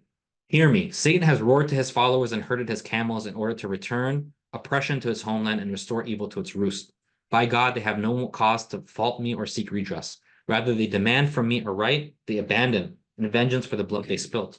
If I had been their partner in this affair, they would still have their share of culpability. And then here's talking about the assassination of Uthman. But if they have undertaken it on their own, which they have without me, then they keep all the blame and their main allegations rebounds to them. In truth, they suckle at the breasts of a woman who has weaned her young and resurrect a heresy that has been put to death. Losers, every one of them, the issuers of this call. Who is it, pray, who calls? And to what purpose do they expect me to answer? I am satisfied with God's proof against them and his knowledge of their deeds. If they persist, I will consign them to my blade. That will cure the wrong and instate the right. This is from the Arabic edition is you see Sharh Nashr Balagha of Ibn Abi Hadid from Sayyid Abbas al-Musawi, Sayyid Ali Abbas al-Musawi, and then this is the translation by Tahir Qutbuddin that recently was published in English. Okay, this is the final part. I know we're nearing towards the end, but the Battle of Siffin, the first splits of the Euphrates and the Iraq-Syria corridor. The battle is around the Euphrates, and there's an incident over who gets access to the water. So the water politics is very important. And this is the front line between today Iraq and Syria. Right, so this corridor is very important because if you can grab this, as we're seeing in Tanf today between Iran and the US. So this is a strategic point between these two areas. They open up highways that go through. So if you can take Siffin, you have open corridor into Syria and vice versa, as we'll see Mu'awiya take advantage of later. After defeating the rebels in Basra, Ali pivoted to Syria with a large army, mainly drawn from the settled tribesmen in Iraq. Mu'awiya, he refused to pledge allegiance. He was using the state coffers. He represented a type of politics that opposed opposition to Uthman. Ali first engaged in long diplomatic effort before the start of hostilities. And we see the battles, well, often, as I mentioned, we see them two armies facing off, but in reality, Ali had to engage in these discussions because he's not just talking to Mu'awiya, he's talking to his own army too. This is one of the main things that's also missed, is that he has to convince his own army to be united and fight. Why? Because Muawiyah's side remained firm in their loyalty to him, but Ali's side, you see factions that emerge. I'm going to skip this, but this is a quote from Ayub saying that Ali he was on the way to Siffin. He had very strict orders for his army. Do not pillage anything that is along your way. Don't disturb any of the women along the way as well. As in basically respect people's properties, rights, and so on. So this was a very important aspect of his war making. I'll skip this for but Tabari further reports that Ali enjoined his fighters not to initiate hostilities. Fight only in self-defense when attacked. For you, he said, are by God's grace in the right, and refraining from attacking your opponents is another argument for you against them. They are the ones starting this war. I'm the Caliph. They have to respond to my authority. But if they force and they're starting the war, then we can fight them. Right? If you engage in battle and defeat them, do not kill anyone who runs away. Don't attack a wounded man or expose the nakedness of anyone. Don't desecrate any of the bodies. Do not mutilate a dead person. If you make your way into the tents of people, do not violate their privacy or enter a home except by permission of its owner. Nor should you seize as booty anything of their wealth except what you find in the military camp. Do not harm women, even if they disgrace your family honor and insult your leaders and upright men. So what are some of these factions within Imam Ali's army? It's not just the Short al-Khamis who are ideologically committed. You have several different factions. These are the main ones. One of the most powerful factions are the landowning elite. These are the entrenched aristocracy led by a person known as Ash'as ibn Qais. He is one of the leaders of the Kinda tribe the Kinda had attempted to establish a state before the rise of Islam, and so they had a lot of power and prestige as well, and they weren't part of the inner circle of the Quraysh. You have also proto-Khawarij, extremists who wish to enslave other Muslims. They didn't understand or believe in the concept of expediency. As in, if this enemy, they're your full enemy. It's kind of like this kind of Wahhabi or ISIS mentality to an extent. So how do you take those down and prevent that from rising, right? This is how Ali had to deal with these type of tribal mentality. You had also tribal middle forces, mainly from Iraq, that are settled from Arabia and Yemen, that would follow their senior leaders. And this is one of the challenges of Siffin, is how do you deal with the ashraf, the tribal leaders? Each of your army is basically, you have dozens of commanders. Each of them are leading their clans into battle. So you have to somehow be able to pull these all together. And so this tribal middle would follow their senior leaders, and they're part of the larger mass mobilization. Right? And then, of course, you have, as I mentioned, the Short al-Khamis, the elite vanguard. These are the ideological divided core. Especially for later Shia commentators, the inability and paralysis of Ali's army stems from the fog of war, not being able to tell the difference between the faithful believers and the hypocrites, not seeing the enemies within one's own faction. This is where Shiism really focuses on the Battle of Siffin. How do you tell the enemies inside your camp? We know that Mu'awiya is fighting but how do you know Ash'as isn't a traitor? This is the general of Imam Ali. The general of Imam Ali is the one, as we'll see later, gives Ibn Muljam, the killer of Imam Ali, a safe house and weapons to kill Imam Ali. So the killer of Imam Ali is one of his main generals at Siffin. This is Shia politics, right? The challenge of coalition building. The good and bad are mixed on the side of the good.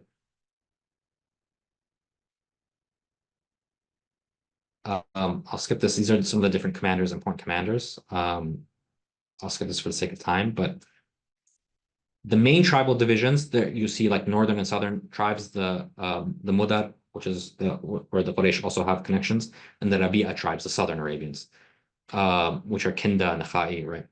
I'm going to skip this for the sake of time, but basically there's like Imam Ali, sometimes when he chooses a commander over another one, there's protests so someone from Kinda is chosen, then the Rabi'a tribes will say something and vice versa. So this becomes very hard to deal with. Mahmoud Ayub sees this as one of the weaknesses of Ali's sides, as a Bedouin radically individualistic culture of his followers versus the urbane nature of Muawiyah's subjects that are settled in Sham or Yemen and Syria, as well as the religiously scrupulous nature of Ali's army.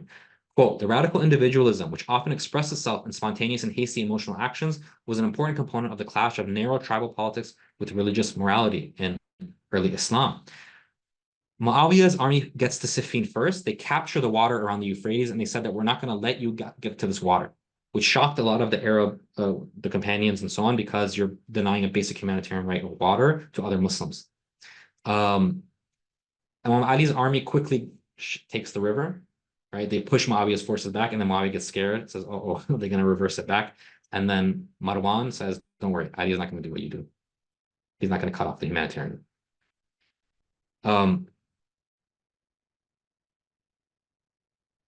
This is again a quote from Ayub. The Siffin civil war did not represent a conflict among different Arab tribes, but a clash between two religious, social, and political ideologies. It was a conflict between the caliphate as an old Arab and Islamic institution represented by Ali and an oligarchic ruler represented by Muawiyah. The shift toward this new and unpopular form of government was initiated by Uthman and developed into an autocratic authority by his Umayyad and Abbasid successors. Ali's caliphate may therefore be regarded as a brief but violent interruption of this inevitable development. I'm going to skip this for the sake of time. How could Ali rally and unite his army? How do you escape the nepotism of the tribal chiefs and the imperial wealth and politics of the expanding Muslim body politic? One of the answers of Ali is the person of Ali. Ali is also the state. It's not just who he marries. The Imam is the state. His person exemplified the best model of a Muslim. He's the first Muslim after the Prophet Muhammad. Most brave Muslim. He's known in Khaybar and so on as and killed many of the big like warriors that opposed the Prophet Muhammad. He's undefeated on the battlefield Muslim, kind to orphans Muslim, ascetic Muslim, wealthy Muslim who spent on others. So these are all adjectives of Muslim that Ali brought up to make a differentiation between other types of Muslim, right? So if you just have the name Muslim, you can still be aristocratic Muslim. You can still be greedy Muslim. You can still be miserly Muslim. Right? Ali was the exact opposite. He was the best model of Muslim, right? In a letter to his uncle Aqil, while he was a caliph in Kufa, my view is to fight the corrupt plotters until I meet Allah in martyrdom. And the greater the number of people with me will not increase glory, izzah, and they will not make fear go away from me. Because I am in the right, and Allah is with the truth. Allah al-haq. Take care. And there's no goodness after death except he who is in the right. So if there are people who are saying, we want to join your army and so on. He says, if I have a larger army, that is not going to actually change my position. I know I'm with the truth. This is for you. This isn't for me, right? It's not going to make fear go away from me. I'm going to still fight. I'm in the right, and I know God will back me. Many sources, including in At-Tabari, say that Ali won at Siffin. Malik al-Ashtar, his main general, was in striking distance of Muawiyah's tent. This is again taken from Life of Imam. I'm going to skip this, but for the sake of time, I'm going to skip this. But basically, Malik al-Ashtar is there, and he sees Muawiyah's tent. Muawiyah is about to get killed on the battlefield. Right at that moment, and this is after a night called Laylat al-Harir. It's a night during the Battle of Siffin when Malik al-Ashtar proved his genius and marshaled the army of Ali to the brink of battlefield victory. The Laylat al-Harir, the night of howling, is when you hear the clash of the swords, the breaking of the spears, and so on. It is a night when Ali's army put the battlefield behind them, meaning that you have Muawiyah is there, the army is here. You have to put the battlefield behind you in order to get to Muawiyah. So you push them back, and basically we're about to finish off Muawiyah's army. At that moment, Ashas ibn Qais says to Ali that if you do not accept a diplomatic agreement, I'm going to kill you, basically, inside them. So they make a move to kill. So this is basically saying that if you don't make this, you've actually gotten the victory, but on the other side, Ash'as does not want Ali to win the war. Ali's one of his main generals. He doesn't want him to win. Why? Because he doesn't like Ali. He doesn't want Ali's foreign politics to rule. He wants to be governor of Isfahan and so on. So the tragedy here is not that it's not about Ash'as. This tragedy is people following Ash'as, and for the Shia not to follow Imam Ali. So there's a famous, if we have a scene here. Malik al-Ashtar is going, this is in the Imam Ali series produced in Iran by Dawud Mir-Balkhi. He sees the camp of Muawiyah and he says that I'm going to strike the camp of sedition. I'm going to take it down. And then the others say, but look, they're the other side, Muawiyah's side is raising Quran on the spears. We don't want to fight other Muslims.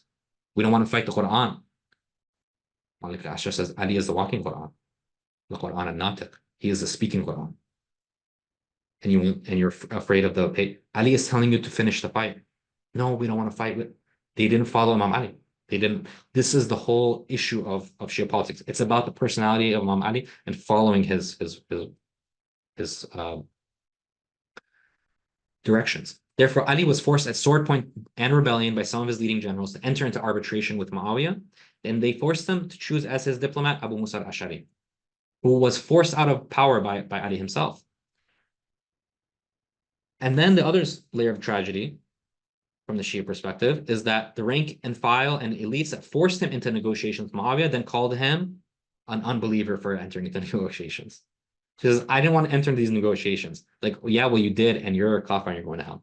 Like, okay, I told you guys don't do this. Right. So this is a moral affront to Ali, and then also opposed to everything he stood for. Right.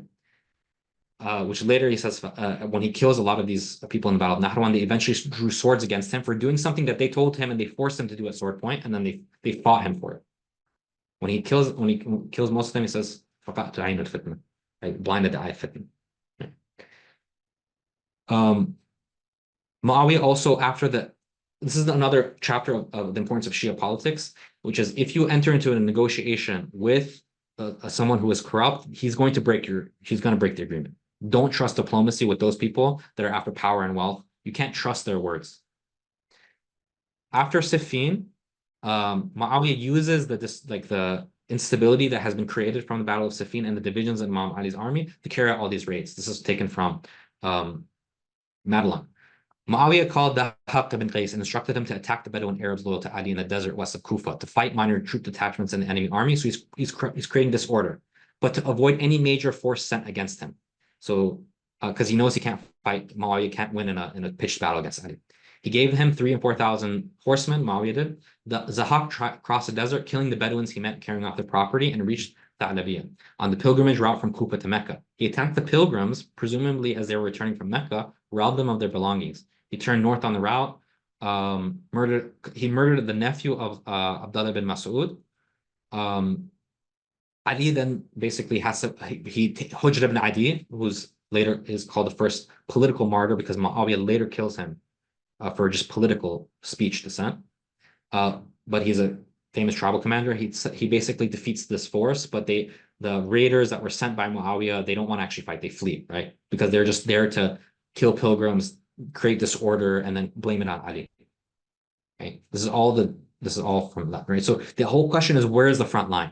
So some authors like Kennedy see Ali's position as gradually weakening before his assassination, but Ali still had a lot of partisan support. Ali did not fail in any of his policies. He won all the battles. He was doing economic reforms. He was assassinated. He was not defeated. Right? Ali was on the eve of his assassination. Ali was assembling a large campaign against Mu'awiya. A source is saying 10,000 men were appointed to Qais ibn Sa'd, tribal commander, to 10,000 men to Hussein, his son, and Abu Ayyub al-Ansari, 10,000 men each. This you can find this in Ibn Abd al-Barr.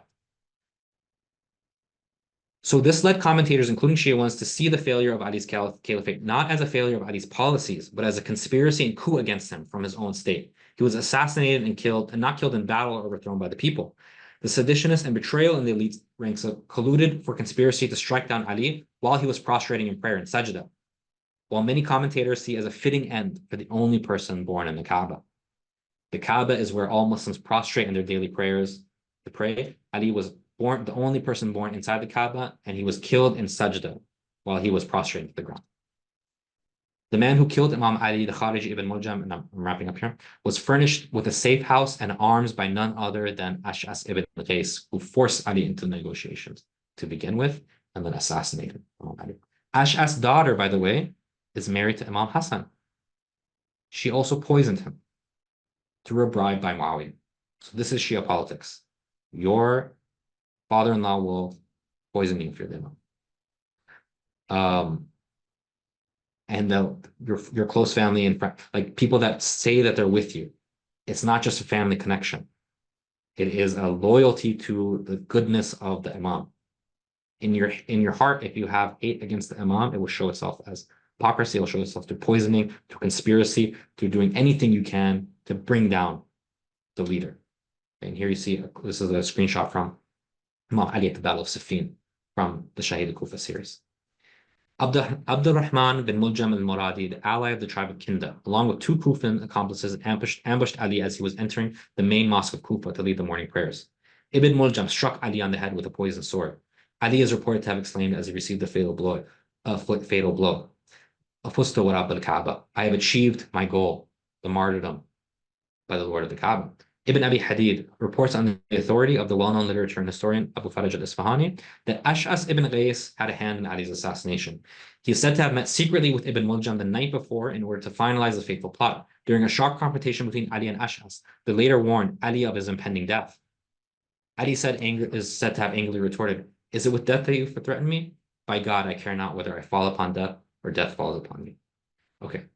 I have another section on, I think we're probably short on time. I have another section on the modern Middle East, but maybe I think we should have hopefully part two, because I will go through Shia Kufa series and some of the discussions by Ayatollah Khomeini and as well as Ayatollah Al-Fa'iri in Iraq currently that talk about Siffin and Imam Ali. But I think we're probably short on time. It's probably best to wrap up now. So thank you for your patience, and I don't know if we have time for questions and answers, but thank you.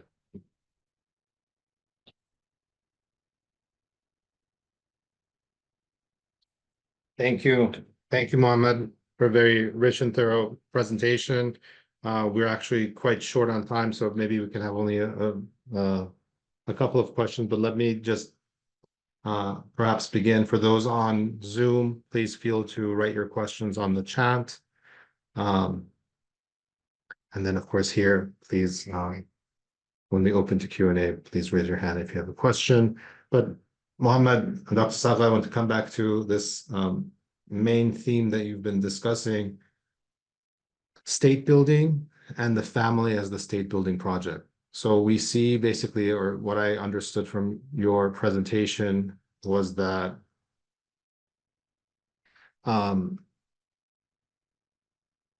Imam Ali was undertaking or a cross coalition. He was building a coalition.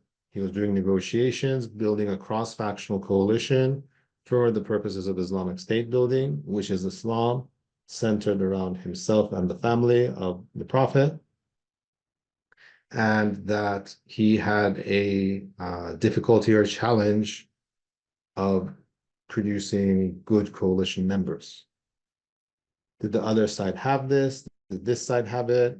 What, maybe speaking more broadly, what does this teach us about the politics of state building? As in, why was this coalition building so difficult? Is this natural in human history? Is this not natural in human history? Is this a rare phenomenon, or no, is this a typical universal phenomenon? And how can we then understand the Imam and our basic research focus here? How can we understand Imamology? Who is the Imam? What is Imamology bringing? Theology, bringing the philosophy of the Imam. And maybe just as a last part of this question, what pathways do you see for future research in this?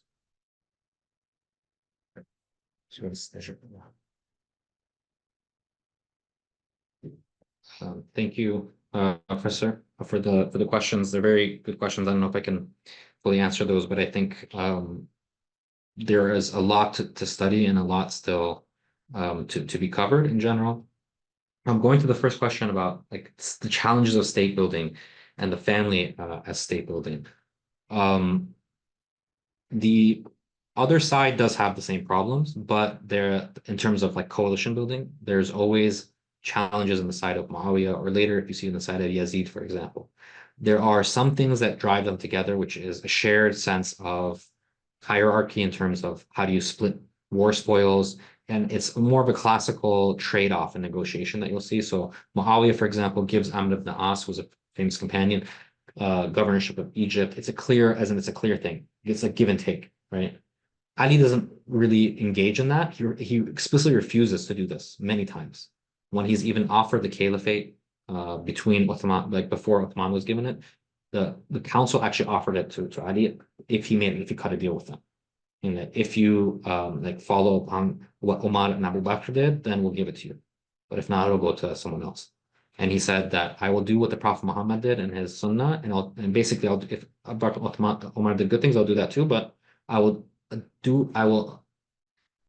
govern how I see fit because I am legitimate and I am the correct person to do that. So it was about his judgment, his choices.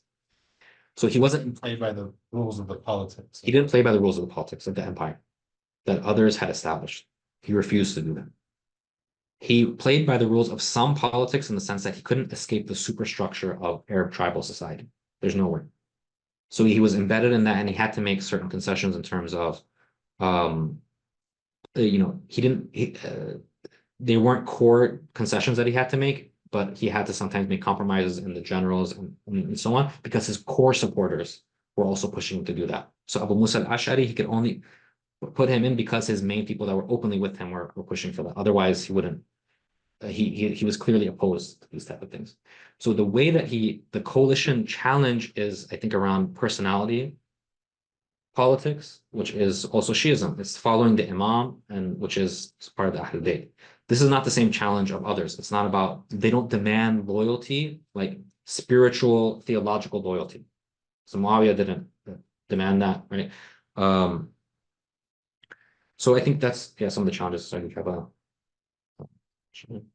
No, so can we understand, maybe just to restate or let me think about what you're saying.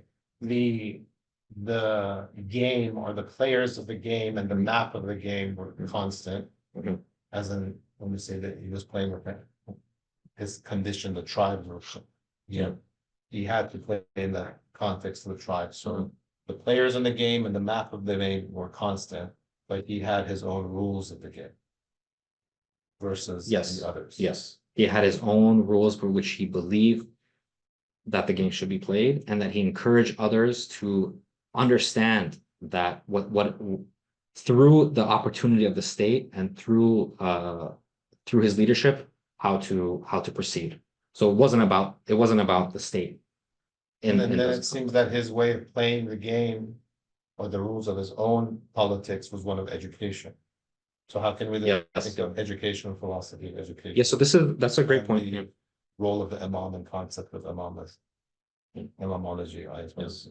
Yeah, I think that's a great point. So here it's the Imam here really does play a role as an educator and as a guide. And he says this in many places too, that it's to encourage people to develop the capacities within themselves to get to the right answer without having to resort to blindly following their tribal leaders, so on. So he provides escape routes and opportunities for people to hear the speech of guidance and to continue with the path of the Prophet Muhammad, which is what the Prophet Muhammad did as well, as in to escape the Jahiliyyah, the tribal politics, the ignorance that had been attached in society. Did that mean that he did not see the state as important? No, the Prophet Muhammad and Imam Ali all saw the state as important, but for what reason? It wasn't the state in and of itself to get the spoils of the state and keep one tribe and balance the other tribe. That wasn't important for them. What was important is keeping the core supporters, the Awsiya, the Asfiya, the Shurrat al-Khamis, and protecting the core. What I would argue is the core of Islam, which is for Imam Ali, the overall Islam, like the body politic, has to exist in order for the core supporters to also exist and to continue the message of Imam and reach higher and higher levels. So it's about getting the best and the brightest and keeping them safe and secure in order to continue that message. So getting defeated on the battlefield is less important than keeping the Shia and the Shia of Ali and the Shia of Muhammad alive. As part of your research, were you able to look into the different strategies or methods that such education was undertaken? How did the Imam undertake such educational programs, and how did his follower, like Ammar ibn Yasir, what was their role in education and illumination and creating greater awareness? The very interesting thing is that Imam Ali, in the middle of the battles, he would send Ammar ibn Yasir, Malik al-Ashdad, others to speak to people and as sort of representatives, or Ibn Abbas, for example, his cousin. So he would basically enable a core set of very well respected and highly educated supporters that also had high level of respect and prestige. And those would be his front guard, basically, for convincing. So he sends Hassan and Ammar ibn Yasir to push out Abu Musa because no one in Kufa can. Abu Musa is like a big companion of the Prophet. They have to, so you have to get someone at that level, or like, but that also were fully committed to him. So he had basically a cadre of small supporters. There were very few, but they were eloquent. They could speak. They would say what the Imam would basically say to their level. Of course, they couldn't reach the level of Imam, but to their level, and that was very convincing for many people. Also, Imam Ali had a marriage and tribal building strategy. So his fathers-in-law in a lot of these areas would be able to sometimes support him. Although when he married Hassan to Ashas ibn Qais, this was a strategy to try to bring him closer. But sometimes those people that came close could also betray if they didn't follow the message. So it really was a moral conundrum in front line. That others were able to escape through making deals or cutting deals, but Ali, well, it wasn't for that. It wasn't about that. In my reading of this. Maybe in the question on the state. So if you say that the family is the state, or the state is all family politics, the Quraysh were a corporation. What is your thought on making a statement such as the Ahl Bayt, the house of Muhammad, is the state? I think that's largely true. What does that mean, and how does that change our perhaps perspectives on the Ahl Bayt, if the Ahl Bayt is the state? Modern conceptions of the state they tend to be bureaucratic, mass education, rote memorization, like these type of things. So it's about mass citizenship. Whereas if you look at the policies of the Prophet Muhammad, and what I would argue the Quran itself also encourages, is the following of the truth and righteousness of the minority against all of the challenges of the oppressive majority or the pharaonic systems. So it's always stories of small groups of believers being triumphant over the challenges of the state, over the challenges of a corrupt politics. So the state here, in terms of state building, is about sovereignty and loyalty. So if you're loyal, so you can join the family of the Prophet Muhammad through loyalty as the Shortat al-Khamis, or as you join the family. And we have hadith that you can join the family of the Prophet. So Muhammad. Al Muhammad, yes, instead of Salawat. Yeah. The salawat is sending in on the broader family. Yes. Yeah. So there's a distinction potentially between Al Muhammad and Al can have different meanings, right? So the Al here can mean the generic category of people who take on the color of Ali. This is what Ali was trying to do. The color of Ali to be taken on by others. We said this is a saying in Persian as well, but take on the color and the smell of Ali. So the state here is about, I would say, if the state is Ahl Bayt. Esoteric state? Can we understand that there's an esoteric state? We must love the esoteric state. Oh, of course. Be the esoteric state, the kingdom of God on earth, and the Imam is the custodian of the kingdom of God on earth. Of course, yeah. They're always, as in Shi'i thought, they're always in esoteric state. So even if the Imam is an occultation, it's because we are blind. We are an occultation from the Imam, not the opposite. The Imam is not an occultation. So there always is a state, and Allah says in many of the hadith that there always will be. This is all the divine game. So we talked about the state game, but the esoteric game is that you think that Mu'awiya is in power, you think that the Pharaoh is in power, you think that these, from the Shia perspective here. That's just false. That's a test, because that's not actually what real power lies. This is the other point that I wanted to mention about Ali too. In his economics, we weren't able to get to that. He says in many of the places that wealth is a test. War is a test. So you think you have power, you think you have money, that's all a way for you to get close to God by rejecting and doing what God wants you to do with that wealth, not the things that will you think you can hold on to it forever, right? The world is like nothing. It's nothing for him. Right? There's a famous hadith too. It's less worthy than the shoe or a sneeze of an animal or something like that. It doesn't mean in and of itself, because it's for a few days you die and then that's eternal life. The sneeze of a donkey. That's not a donkey. So the state as the Ahl Bayt, the state there means that if you have loyalty to Muhammad and Al Muhammad and Ahl Bayt, that is the grounds to which you can build continual institutions. So in some sense, this is also going back to my dissertation that I wrote at Chicago, is hidden empires. There's always a hidden empire and a hidden state. that can emerge, and that is also Shi'ism too. So Shi'ism also has always claims to want to have justice through the state, and to have the Mahdi, when he comes back, he has to have global government, because there has to be justice on earth, just like the Messiah and from other religious traditions as well. It's a universal thing. So therefore, the state is always latent. It rejects totally the false divisions between religion, politics, and the personal domain, and all these things. But And I know we're out of time. Yes. Just one final question. So you spoke about how modern versus pre-modern understanding or Shia understanding of state differs. How should we understand then religion and politics? Separation of religion and politics as domains or not? Mhm. How can we even think about this question or this subject area? Sorry, could you repeat that last part? It's excellently close. Yes, sir. Could you repeat that one more time? Yeah, so we spoke about the difference of the modern concept of the state and perhaps a Shi'i or esoteric concept of the state. Mhm. How should we, based on your research, think about religion and politics?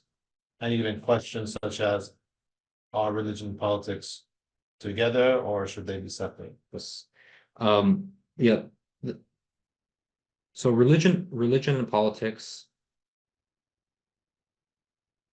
in this early period, they don't really seem to have much differentiation, as far as I can read in the sources. When you read the early Arabic sources, there are different translations or words that you can potentially use, but generally I don't see any type of distinction that,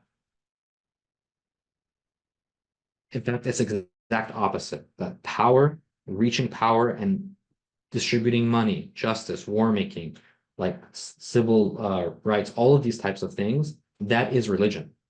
Functions of politics. Function of politics is religion. It's the highest state of religion. Why? Because you have sovereignty over people's lives. You're determining their, like, everything from the moment they're born to the moment they die. Worldly That's and like afterlife. worldly and afterlife. Yeah.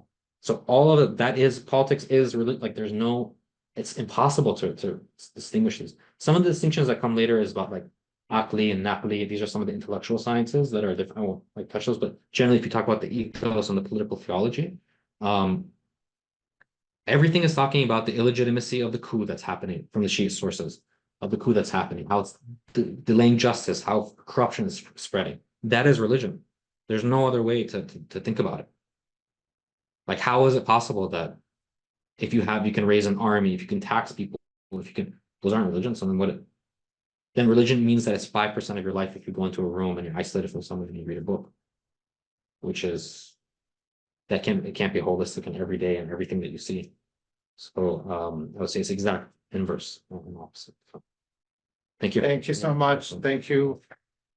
Thank you for all your time. To all the audience, unfortunately, we get to more questions, but I think as a final thing, I wanted to again reiterate that a project on Shi'ism and Global Affairs will be hosting multiple workshops online, free throughout the summer, like courses. We have a course, Shia Islam and Politics, that many of you may be interested in. We have another one, Ashura, our Ashura workshop, Life and Legacy of Imam Hussein. We also will be having a new workshop on knowing the Imam.